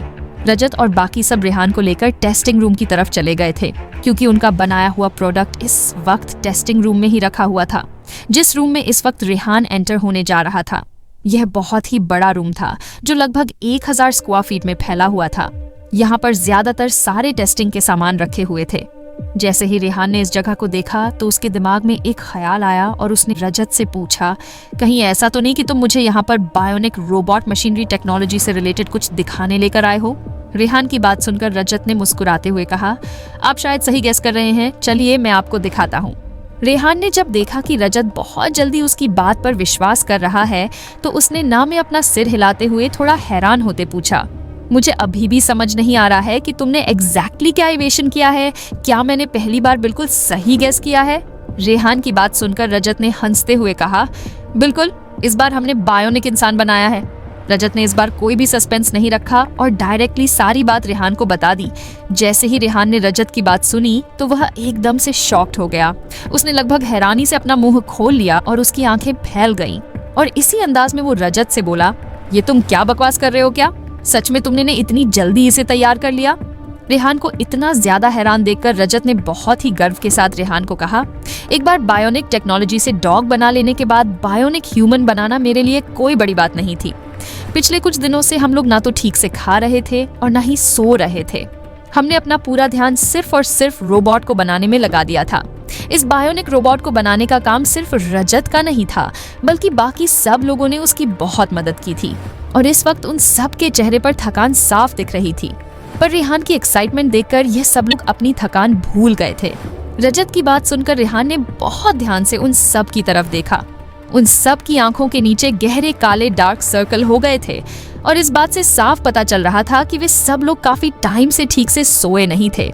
इन सब लोगों को इतनी ज्यादा मेहनत करता हुआ देखकर रेहान ने थोड़ी चिंता करते हुए कहा, इस काम को करने के लिए तुम लोग इतने ज्यादा बेचैन क्यों हो रहे थे? मैंने तुम लोगों से नहीं कहा था कि मुझे यह आज के आज बना कर दो? अगर तुम लोग इसी तरह खुद को नजरअंदाज करके ये सारे काम करोगे तो तुम लोग अपनी सेहत खराब कर लोगे और यह सब मेरे लिए फिर किसी काम का नहीं रह जाएगा। रेहान की बात सुनकर वहां खड़े हुए लगभग 5 लोगों ने अपना सिर न में हिला दिया, जैसे वह दिखा रहे हो कि वह लोग बिल्कुल भी नहीं थके हैं। उसी वक्त रतिका, जो मुश्किल से कभी किसी से कोई बात करती थी, उसने रेहान से कहा, इसमें थकाने जैसा कुछ भी नहीं है बॉस। जब मैंने सोचा कि यहाँ बहुत सारी एडवांस टेक्नोलॉजी हमारा इंतजार कर रही है कि हम सब लोग कब उन्हें और ज्यादा एक्सप्लोर करेंगे, तो ये देखकर ही हमारी सारी थकान दूर हो जाती थी और हम लोग और ज्यादा मेहनत से काम करने लगते थे। रतिका की बात सुनकर रजत ने भी उसकी हमें हाँ मिलाते हुए कहा, रितिका बिल्कुल सही कह रही है बॉस, हम जल्दी से बायोनिक टेक्नोलॉजी को खत्म कर लेते हैं और उसके बाद हम कुछ नया इस रिसर्च इंस्टीट्यूट में ट्राई करेंगे, कोई नई टेक्नोलॉजी को डिकोड करेंगे और कुछ नया बनाएंगे। आपको तो पता है ना कि मैं कितना ज्यादा उतावला रहता हूँ, मुझे हर काम जल्दी से जल्दी करना होता है और फिर जब तक बायोनिक टेक्नोलॉजी का काम पूरा नहीं होगा तक हम सर्वर का दूसरा काम नहीं कर पाएंगे। इससे हम लोग ना ही अपने टाइम का पूरा यूज कर पाएंगे और ना ही हमारे पास जो टेक्नोलॉजी है उसका। इसीलिए हम लोग सोने या खाने में अपना टाइम वेस्ट नहीं करना चाहते हैं। रेहान ने जब अपने सामने खड़े हुए 5 एम्प्लॉय का ऐसा एटीट्यूड देखा, जिन्हें ना सोने का वक्त मालूम था ना खाने पीने का, तो इन लोगों को देखकर रेहान ने खुद को खुशकिस्मत समझा कि यह सब लोग उसके नसीब में लिखे हुए थे, इसीलिए उसे मिल गए, वरना इतने टैलेंटेड लोग उसे कभी नहीं मिलते। और साथ ही साथ रेहान खुश था कि उसने सही टाइम पर इन लोगों के लिए एक हाउसकीपर रख दी थी, जो हर दिन इनकी जरूरतों का ध्यान रखती थी, वरना यह लोग कभी भी अपना ध्यान नहीं रख पाते और जल्दी ही बीमार पड़ जाते। कुछ सोचकर रेहान ने उन लोगों से कहा, ठीक है, अब मुझे अपना बनाया हुआ वह नया बायोनिक ह्यूमन रोबोट देखने दो। रेहान की बात सुनकर रजत ने उससे कहा, देख लेना बॉस, आप डेफिनेटली डर जाएंगे। और इतना कहकर उन सब लोगों ने मिलकर एक मेटल का बॉक्स रेहान की तरफ खिसका दिया। रेहान ने बहुत ही ध्यान से उस बॉक्स को देखा और उसके बाद उसकी उम्मीदें और ज्यादा बढ़ गईं। वैसे तो रेहान जानता था कि इन सब लोगों ने सक्सेसफुली बायोनिक डॉग बना दिए थे, जो अपने आप में इस बात के सबूत है कि बायोनिक टेक्नोलॉजी वाकई सक्सेसफुल हो गई है, पर फिर भी एक बायोनिक ह्यूमन रोबोट बनाने में थोड़ा सा फर्क था। इस रोबोट के सिर्फ 2 ही पैर लगाए जा सकते थे और इन 2 पैरों पर अर्थ की ग्रेविटी के साथ बैलेंस कर पाना बहुत ज्यादा मुश्किल था। वही डॉग के 4 पैर थे, इस वजह से वे लोग आराम से बैलेंस कर पा रहे थे। वही रेहान एक ऐसा रोबोट तैयार करना चाहता था जो बिल्कुल इंसानों की तरह दिखे, और शायद बायोनिक रोबोट से यह कर पाना थोड़ा सा मुश्किल था, इसलिए रेहान को उसे खोलने से पहले थोड़ी चिंता हो रही थी।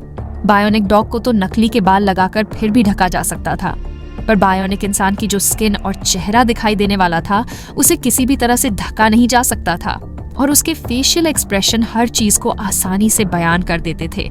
और यही सबसे बड़ी प्रॉब्लम थी जो रेहान को समझ आ रही थी कि इंसान और रोबोट कभी भी बिल्कुल एक जैसे नहीं हो सकते हैं। यही सब सोच कर रेहान ने बॉक्स को खोलने से पहले ही सोचा कि जरूर रजत और बाकी सब लोगों ने जो चीज बनाई है वह कोई खास काम की नहीं होगी, पर फिर भी एक बार खुद की और बाकी लोगों की तसल्ली करने के लिए रेहान ने उस बॉक्स को खोल लिया। और जैसे ही उसने उस बॉक्स को ओपन किया तो उसे ऐसा लग रहा था जैसे वह किसी क्रिसमस पर आए हुए प्रेजेंट को ओपन कर रहा है। जैसे ही रेहान ने उस बॉक्स को खोल कर देखा तो वह एकदम दंग रह गया। रेहान इस वक्त अपनी जगह से हिल भी नहीं पा रहा था, उसके हाथ उस बॉक्स के दरवाजे को ही पकड़े हुए थे।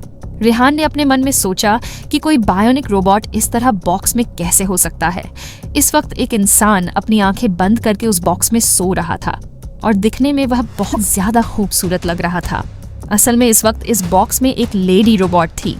इस बॉक्स में सोते वक्त लेडी रोबोट बिल्कुल इंसानों की तरह सांस ले रही थी, और सांस लेने की वजह से उसका पेट और चेस्ट फूल रहे थे। रेहान को अपनी आंखों पर विश्वास नहीं हो रहा था। उसने एकदम हैरान होते हुए और विश्वास न करते हुए कहा, क्या तुम लोगों ने किसी जिंदा इंसान को इसमें लेटा है ताकि मुझे चिढ़ा सको, या मुझे बेवकूफ बनाने के लिए यह सब कर रहे हो?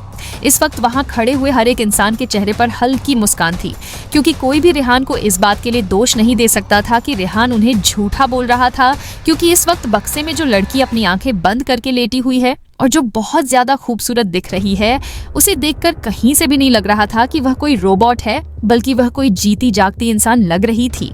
रेहान ही नहीं बल्कि कोई और भी अगर एक नजर उसको देखे तो यही सोचता कि जरूर कोई जिंदा इंसान बेहोश होकर इस बक्से में बंद हो गया है। रेहान को तो इस वक्त अपने मन में ऐसा लग रहा था कि जरूर इतना ज्यादा काम करते करते और इस बंद जगह में रहते रहते रजत और बाकी सब लोगों का दिमाग पूरी तरह से खराब हो गया है। वो लोग डिप्रेशन में चले गए हैं और शायद कुछ टाइम के लिए यह लोग मस्ती करना चाहते हैं, इसीलिए यह सब कुछ कर रहे हैं। रेहान को सोचता हुआ देखकर अचानक से ही रितिका ने रेहान से कहा, बॉस, ये सच में एक बायोनिक रोबोट है। अगर आपको हम पर विश्वास नहीं हो रहा है तो वहाँ उसके पास में देखिए, वहाँ पर एक मैकेनिज्म है जिससे हम लोग इसकी पावर सोर्स को चेंज कर सकते हैं। अपनी बात कहते कहते रितिका ने बक्से में बंद उस लड़की के माथे पर एक बटन को प्रेस कर दिया, जिसे देखकर रेहान और भी ज्यादा हैरान हो गया, क्योंकि उस बटन को प्रेस करने के बाद बक्से में लेटी हुई लड़की का ऊपर का सिर पूरी तरह से खुल गया और बिना किसी वार्निंग के इस तरह से सिर को खुलता हुआ देखकर और उसमें से बिल्कुल भी खून आता हुआ देखकर रेहान एक बार के लिए तो थोड़ा सा डर गया। उस मशीन का दिमाग खोलने पर रेहान को अपनी आंखों के सामने किसी भी तरह का खून या कुछ और नजर नहीं आ रहा था, बल्कि इस वक्त एक कोल्ड मेटल स्कल दिख रहा था और साथ ही साथ उसके अंदर एक पूरी की पूरी सुपर बैटरी को लगाया गया था, जिसे कभी भी डिसअसेंबल किया जा सकता था। इसे देखकर रेहान ने हैरान होते हुए कहा, यह सच में रोबोट है, पर इसके सिर में बैटरी को इंस्टॉल क्यों किया गया है? रेहान ने पहले जो रोबोट डॉग देखे थे उससे बहुत ज्यादा सरप्राइजिंग यह रोबोट ह्यूमन था। रेहान का सवाल सुनकर रितिका ने उससे कहा, ऐसा इसीलिए बॉस क्योंकि बॉडी को बहुत सारे कॉम्प्लिकेटेड मैकेनिकल इंडक्शन स्ट्रक्चर की जरूरत पड़ती है और फिलहाल इतनी बड़ी बैटरी इंस्टॉल करने के लिए स्ट्रक्चर में ज्यादा जगह नहीं थी, इसलिए हमने सिर में ही ये बैटरी इंस्टॉल कर दी। वैसे भी ये जगह बिल्कुल परफेक्ट है। रितिका की बात सुनकर रेहान ने सहमत होते हुए कहा, यह तो ठीक है, पर इसका ब्रेन कहाँ है? इस सवाल को सुनकर रितिका ने बहुत ही शांति से जवाब देते हुए कहा, इंटीग्रेशन के हाई डिग्री होने की वजह से इसमें ज्यादा सिस्टम डालने की कोई जरूरत नहीं थी, इसीलिए हमने दिमाग के सारे कनेक्शन दिल पर फिट कर दिए। रितिका की बात सुनकर रेहान ने गहरी लंबी सांस लेते हुए कहा, यह बिल्कुल इंसानों के ऑपोजिट है। इंसानों का सारा दिमाग और उसका ऑपरेशन हमेशा सिर से होता है और दिल हमेशा पावर का सोर्स होता है, जो कि हमारे चेस्ट के अंदर होता है। रोबोट पूरी तरह से परफेक्ट था और वाकई काफी इंटरेस्टिंग भी था। तभी रजत ने आगे बढ़कर कहा, बॉस, आपने इस सरप्राइज बॉक्स को तो ओपन कर लिया है, अब मैं आपको इस रोबोट के कारनामे दिखाता हूँ और आपके माइंड को और ज्यादा ब्रॉड करता हूँ। रेहान की एक्साइटमेंट भी अब बढ़ चुकी थी, इसीलिए उसने रजत बात का जवाब देते हुए एक्साइटेड होकर कहा, बिल्कुल, मुझे जल्दी से दिखाओ, मैं और ज्यादा इंतजार नहीं कर सकता हूँ। रेहान की बात सुनकर रितिका ने रोबोट की जो भी मशीन ओपन की थी उन सबको वापस बंद कर दिया और फिर उसके कंधे पर लगातार 2-3 बार कोई बटन प्रेस करने लगी। अगले ही पल एक तेज बीप की आवाज उस रोबोट की बॉडी में से आई और उसके अगले ही पल जैसे ही आवाज बंद हुई तो बॉडी ने अपनी आंखें खोल ली और बिल्कुल इंसानों की तरह अपने दोनों हाथों को स्ट्रेच आउट करते हुए उस बॉक्स में से बाहर आ गई। रेहान ने जब यह देखा तो वह हैरान रह गया, क्योंकि ये रोबोट दिखने में बिल्कुल भी बाकी रोबोट जैसी नहीं थी, बल्कि बहुत ज्यादा खूबसूरत थी और इसके मूवमेंट भी किसी असली इंसान जैसे ही थे। जैसे ही वह रोबोट उस बॉक्स में से बाहर आया तो उसने एकदम से अपना सारा मूवमेंट बंद कर दिया और चुपचाप वहीं खड़ी हो गई, क्योंकि उसे इसके आगे और कोई भी कमांड नहीं दिया गया था। रेहान ने ध्यान से उस रोबोट को देखा, जो देखने में बिल्कुल किसी इंसान की तरह लग रही थी।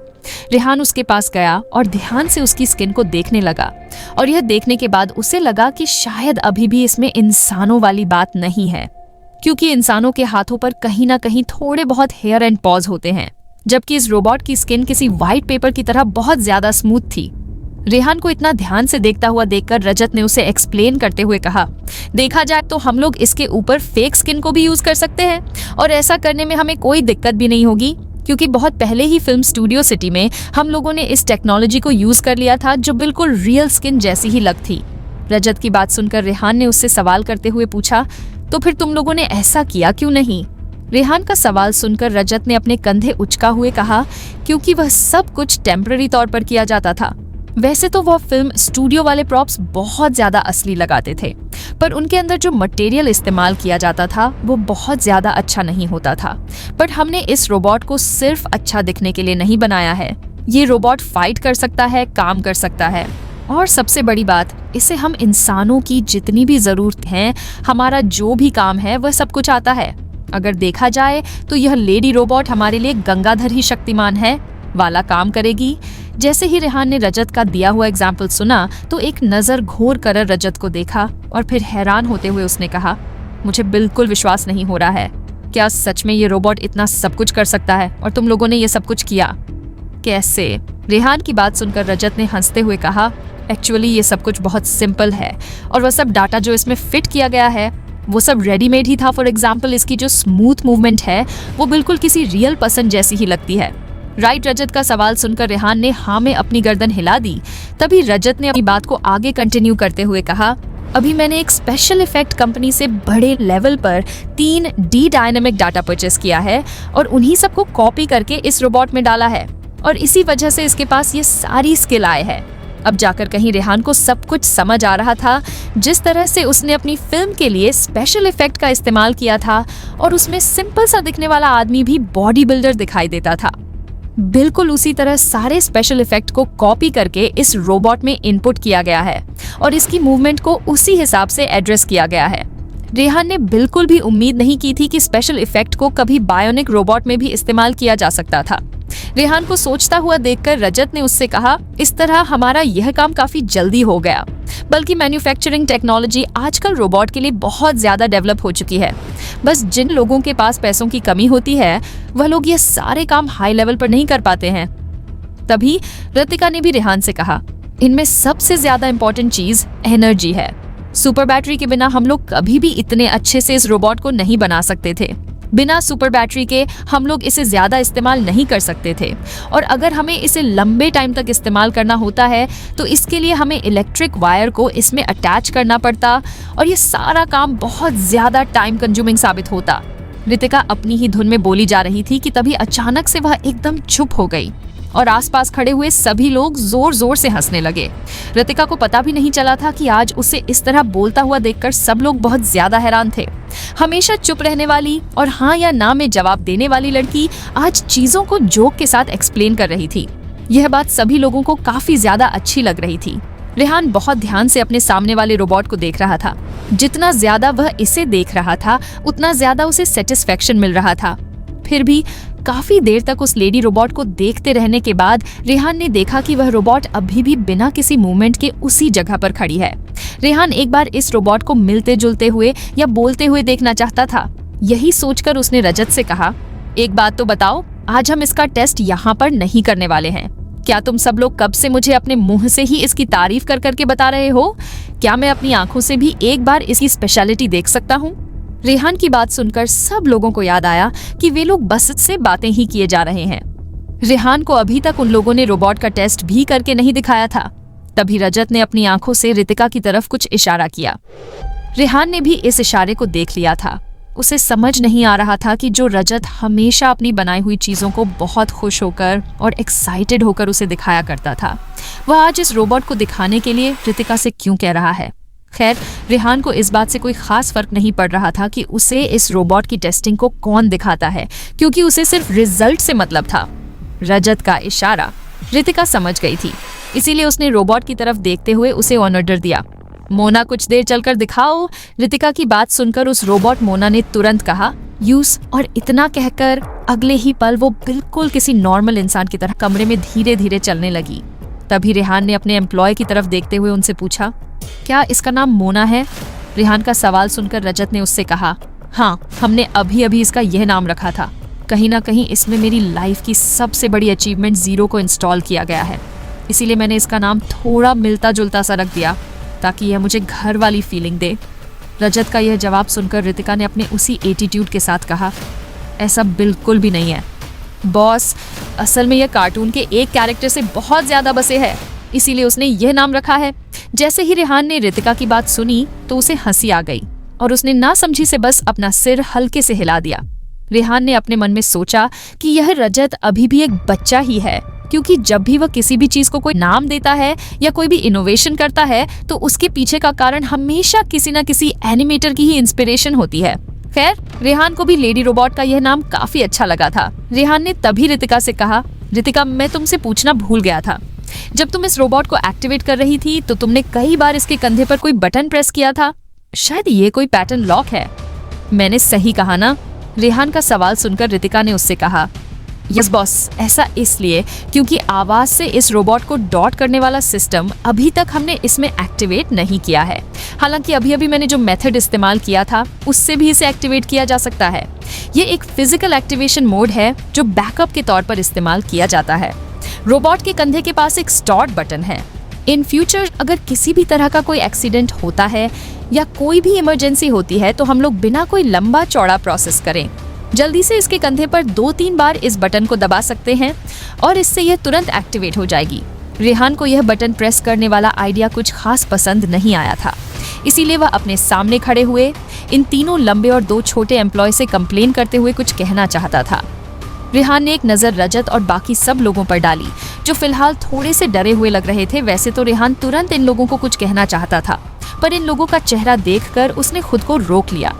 रितिका का हमेश वाला इंडिफेंड लुक और उसके माथे पर आए हुए ठंडे पसीने देखकर रेहान ने लगभग हंसते हुए कहा, हाँ वेरी गुड, ये डिजाइन मुझे वाकई बहुत अच्छा लगा।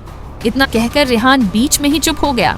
तभी रजत ने उसकी बात को आगे बढ़ाते हुए कहा, एक्चुअली आगे चलकर हमें हमेशा ये बटन प्रेस करने वाली मेहनत नहीं करनी पड़ेगी। आपको बस अपनी आवाज से इसे कमांड देना होगा और यह तुरंत फंक्शन करना स्टार्ट कर देगी। फ्यूचर में जल्दी ही हम इसे और ज्यादा अपग्रेड कर देंगे, जिससे जैसे ही आप इसका नाम पुकारेंगे ये तुरंत आपकी कमांड एक्सेप्ट करने लगेगी। रजत की बात सुनकर रेहान ने जवाब देते हुए कहा, अच्छा, ये तो और भी ज्यादा कन्वीनियंट होगा, सिर्फ आवाज से काम हो जाएगा। Very nice. इतना कहकर रेहान अपने मन में सोचने लगा कि अगर आगे चलकर भी उसे बटन प्रेस करने वाला यह काम करना पड़ा और गलती से कोई गलत बटन दब गया तो उसकी अपनी जिंदगी भी खतरे में पड़ सकती है, क्योंकि इसके अंदर बहुत ज्यादा हाई पावर की सुपर बैटरी इंस्टॉल है। रेहान सोच ही रहा था कि तभी रितिका ने कहा, अब हम लोग इस रोबोट की रनिंग स्पीड और स्टेबिलिटी को टेस्ट करेंगे। रितिका को इस बात से कोई फर्क नहीं पड़ता था कि ये काम करने में कितना टाइम लगेगा, क्योंकि उसे बस हर हाल में आज रेहान को अपने किए हुए काम से इम्प्रेस करना था। जैसे ही रितिका ने अपनी बात कही तो उसने अगले ही पल मोना को ऑर्डर देते हुए कहा कि वो रनिंग टेस्टिंग मशीन पर चलना शुरू करें। घर पर एक्सरसाइज करने के लिए हमारे पास जो ट्रेडमिल होती है उससे ये मशीन बहुत अलग थी, क्योंकि ये मशीन रोबोट टेस्टिंग के लिए थी, इसीलिए इसकी साइज बहुत ज्यादा बड़ी थी और साथ ही साथ इस मशीन में और भी बहुत सारे फंक्शन थे जिससे रोबोट की कैपेसिटी और बाकी चीजों को कलेक्ट किया जा सके। जैसे ही मोना उस ट्रेडमिल मशीन पर खड़ी हुई तो मशीन धीरे धीरे चलने लगी और जल्दी ही उसकी स्पीड 20 किलोमीटर प्रति घंटा से 20 किलोमीटर की गाड़ी को बहुत ज्यादा हाई स्पीड पर चलाया जा रहा हो। धीरे धीरे और भी कई तरह की टेस्टिंग की गई, जिनमें वेटलिफ्टिंग, जंपिंग, थ्रोबिंग जैसी बहुत सारी एक्टिविटी शामिल थी। टेस्ट सीरीज में ज्यादातर सारी की सारी स्पॉट एक्टिविटी को टेस्ट किया गया था और इनमें मोना की परफॉर्मेंस बिल्कुल परफेक्ट थी। इस वक्त मोना की परफॉर्मेंस देखकर ऐसा लग रहा था जैसे वह दुनिया में किसी भी एथलीट को पीछे छोड़ सकती है। अगर देखा जाए तो फिलहाल मोना किसी सुपर वुमन से कम नहीं थी। बॉक्सिंग करते वक्त मोना ने अपने हाथों से इतनी तेज सैंड बैग पर मारा था कि अंदर से मिट्टी रिसक बाहर गिरने लगी थी। और जंपिंग का तो पूछो ही मत, वो एक बार में ऊपर से नीचे जंप लगभग 4 मीटर ऊंचाई तक लगा लेती थी। यह सब कुछ किसी मूवी की तरह लग रहा था, जैसे विद्युत जामवाल किसी भी मूवी में एक दीवार से दूसरी दीवार पर ऊंची जंप लगाकर तुरंत पहुंच जाता है। बिल्कुल वैसे ही मोना एक के बाद एक एक्टिविटी करके दिखा रही थी। मोना की जैसी कोई बायोनिक रोबोट मशीन जो नॉर्मल एक्टिविटी में ही इतना ज्यादा कमाल कर रही हो और जिसे देखकर एक बार के लिए कोई भी डर जाए। अगर उसका बैटल मोड ऑन कर दिया जाए तो पता नहीं इस दुनिया में क्या नया तूफान आ जाएगा। मोना की इस तरह की एक्टिविटीज देखकर रेहान पूरी तरह से दंग रह गया था। उसे अपनी आंखों को बिल्कुल विश्वास नहीं हो रहा था। रेहान ने अपने मन में सोचा कि यह कोई बायोनिक रोबोट कैसे हो सकता है। ये तो कोई सुपर गार्ड है, जोबा की गार्ड। यहाँ तक कि मैगी से भी 100 गुना ज्यादा ताकतवर है। एक बार जब रेसिंग के दौरान मैगी ने स्टील से बने हुए गाड़ी के दरवाजे को चलती हुई कार में तोड़कर फेंका था तो उसे देखकर ही रेहान बहुत ज्यादा डर गया था। और अब मोना की एक्टिविटी देखकर उसे और भी ज्यादा डर लग रहा था। अगर मैगी किसी भारी भरकम दरवाजे को तोड़ सकती थी तो मोना किसी भी भारी से भारी गाड़ी को अपने हाथों से उठाकर फेंक सकती थी। रेहान जितना ज्यादा सुपर लेडी रोबोट मोना की टेस्टिंग को देख रहा था उतना ज्यादा हैरान होता जा रहा था। उसे ऐसा लग रहा था कि मोना कोई रोबोट नहीं बल्कि कोई स्पेशल सुपर गार्ड है जो मैगी से भी 100 गुना ज्यादा स्ट्रांग है।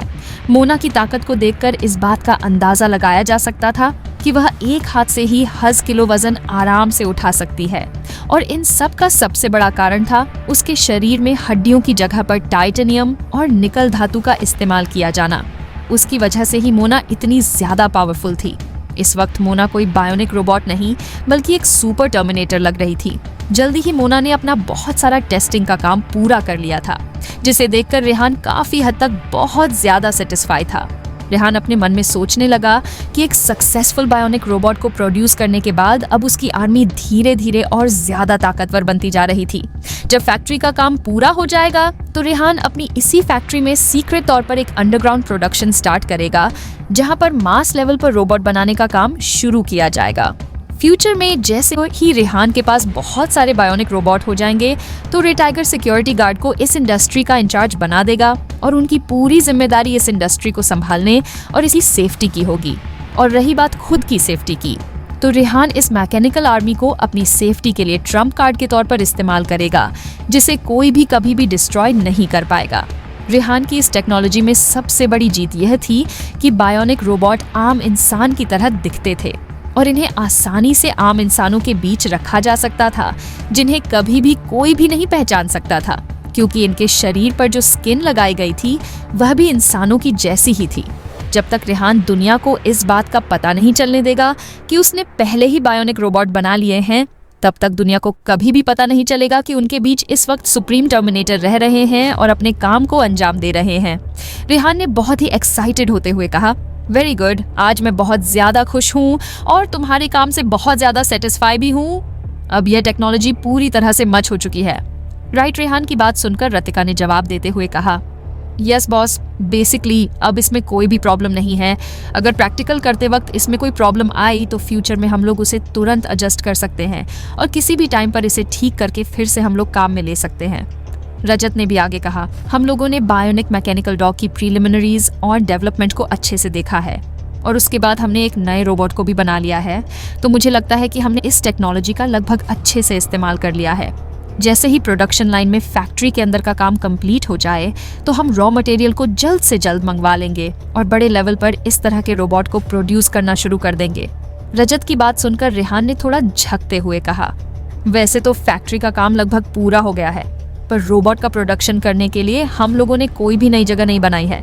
रेहान की बात सुनकर रितिका ने उससे कहा, आप चिंता मत कीजिए बॉस, वैसे तो रिसर्च फैसिलिटी के एक्सपेरिमेंटल इक्विपमेंट का काम आकाश का है, पर हमने पहले ही प्रोडक्शन लाइन डिजाइन कर ली है और जब रोबोट के प्रोडक्शन का काम शुरू होगा तो हम उसे उसी वक्त मॉडिफाई करके इस्तेमाल कर लेंगे।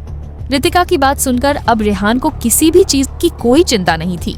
जैसे ही बड़े लेवल पर रोबोट के प्रोडक्शन का काम शुरू होगा तो रेहान की सारी चिंता दूर हो जाएगी और देखते ही देखते टेक्नोलॉजी की दुनिया में रेहान सबसे आगे होगा। रेहान ने एक्साइटेड होते हुए कहा, ये बहुत अच्छी बात है, पर मास प्रोडक्शन शुरू करने से पहले मैं चाहता हूं कि तुम सब लोग रिसर्च इंस्टीट्यूट के इक्विपमेंट का इस्तेमाल करके अपने तरह से इंडिविजुअली कुछ बायोनिक रोबोट बनाओ। मैं और ज्यादा मास प्रोडक्शन होने तक का इंतजार नहीं कर सकता हूँ। मैं जल्द से जल्द अलग अलग तरह के बायोनिक रोबोट का इस्तेमाल पर्सनली करना चाहता हूँ। रेहान ने जैसे ही अपनी बात कही तो अगले ही पल रितिका ने तुरंत उससे कहा, इम्पॉसिबल। जैसे ही रेहान ने रितिका की बात सुनी तो उसे ऐसा लगा जैसे किसी ने उसे सपने देखते हुए जगा दिया हो और उसके मुंह पर ठंडे पानी की बाल्टी भरकर डाल दी हो। रितिका के मना करने पर रेहान ने उससे सवाल करते हुए कहा, तुम ऐसा क्यों कह रही हो कि यह इम्पॉसिबल है? रेहान का सवाल सुनकर तिका ने अपने पुराने एटीट्यूड में कहा, क्योंकि हमारे पास फिलहाल पैसों की कमी है। जैसे ही रेहान ने यह बात सुनी तो वह एकदम हैरान रह गया और हैरान होते हुए बोला, मैंने तुम लोगों को 10 अरब रुपए दिए थे, वह सारे पैसे कहाँ गए? रेहान का सवाल सुनकर रितिका ने धीरे से अपने पास रखी हुई अकाउंट बुक निकाली और उसे रेहान के हाथों में दे दिया और उसके बाद रेहान से कहा, उन 3 बायोनिक डॉग को बनाने की कॉस्ट 4 बिलियन रुपए से ज्यादा की आई थी और सुपर वुमन रोबोट मोना को बनाने में 5 बिलियन रुपए की कॉस्ट आई है। इन सब में इतना पैसा कैसे लगा? उसकी एंट्री मैंने इस बुक में कर दी है और डिटेल में यहाँ लिख दिया है, आप आराम से इसे देख सकते हैं। जैसे ही रेहान में रितिका की बात सुनी तो वह पूरा पसीने में भीग गया। जैसे ही उसने अकाउंट बुक को देखा तो उसे ठंडे पसीने आने शुरू हो गए, क्योंकि इस वक्त अकाउंट में 400 मिलियन से भी कम अमाउंट बची हुई थी। और यह देखकर रेहान की आंखें एकदम से फैल गईं। रेहान ने विश्वास न करते हुए कहा, 3 बायोनिक रोबोट डॉग और एक बायोनिक रोबोट को बनाने की कॉस्ट 10 बिलियन से ज्यादा की। यह टेक्नोलॉजी भले ही बहुत अच्छी थी, पर इसके अंदर पैसे जितने भी डालो उतने कम थे, क्योंकि रेहान के पास अब लिक्विड मनी के तौर पर सिर्फ बिलियन रुपए बाकी रह गए थे, जिन्हें वह इस्तेमाल कर सकता था। अगर उसने इसी तरह के मोना जैसे और रोबोट बनवाए तो इतने पैसों में सिर्फ 20 सुपर बायोनिक रोबोट ही बन सकते थे। रेहान ने अपने मन में सोचा कि सपने तो बहुत खूबसूरत होते हैं, पर असलियत कहीं ज्यादा खतरनाक होती है। और रेहान ने तो इस तरह के रोबोट की पूरी एंटायर्स कि उसके पास टाइगर सिक्योरिटी गार्ड की एक आर्मी थी।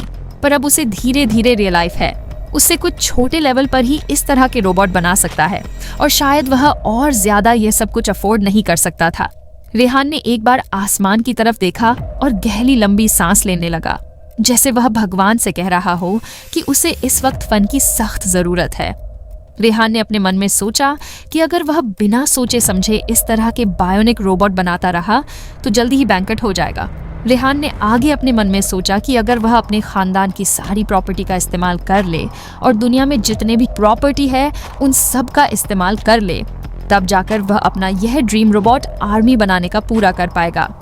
रेहान इस वक्त पूरी तरह से अपनी पर्सनल प्रॉपर्टी से आने वाली कमाई पर ही डिपेंडेंट था। वहीं दूसरी तरफ जब रजत ने देखा कि अकाउंट बुक हाथ में लेने के बाद रेहान के हाथ कांप रहे हैं, तो उसने रेहान को एक्सप्लेन करते हुए कहा, एक्चुअली रेहान, इतना सारा पैसा इस्तेमाल करने के पीछे एक कारण है। अगर हम लोग आर्टिफिशियल इंटेलिजेंस को एक तरफ रख दे तो भी बाकी काम करने के लिए हमें हमारे खुद के डेटाबेस की जरूरत थी। हमें तो इस स्पेशल इफेक्ट को बधाई देनी चाहिए कि उन्होंने हम लोगों को इतने कम टाइम में इतना सारा डाटा अवेलेबल करवा दिया।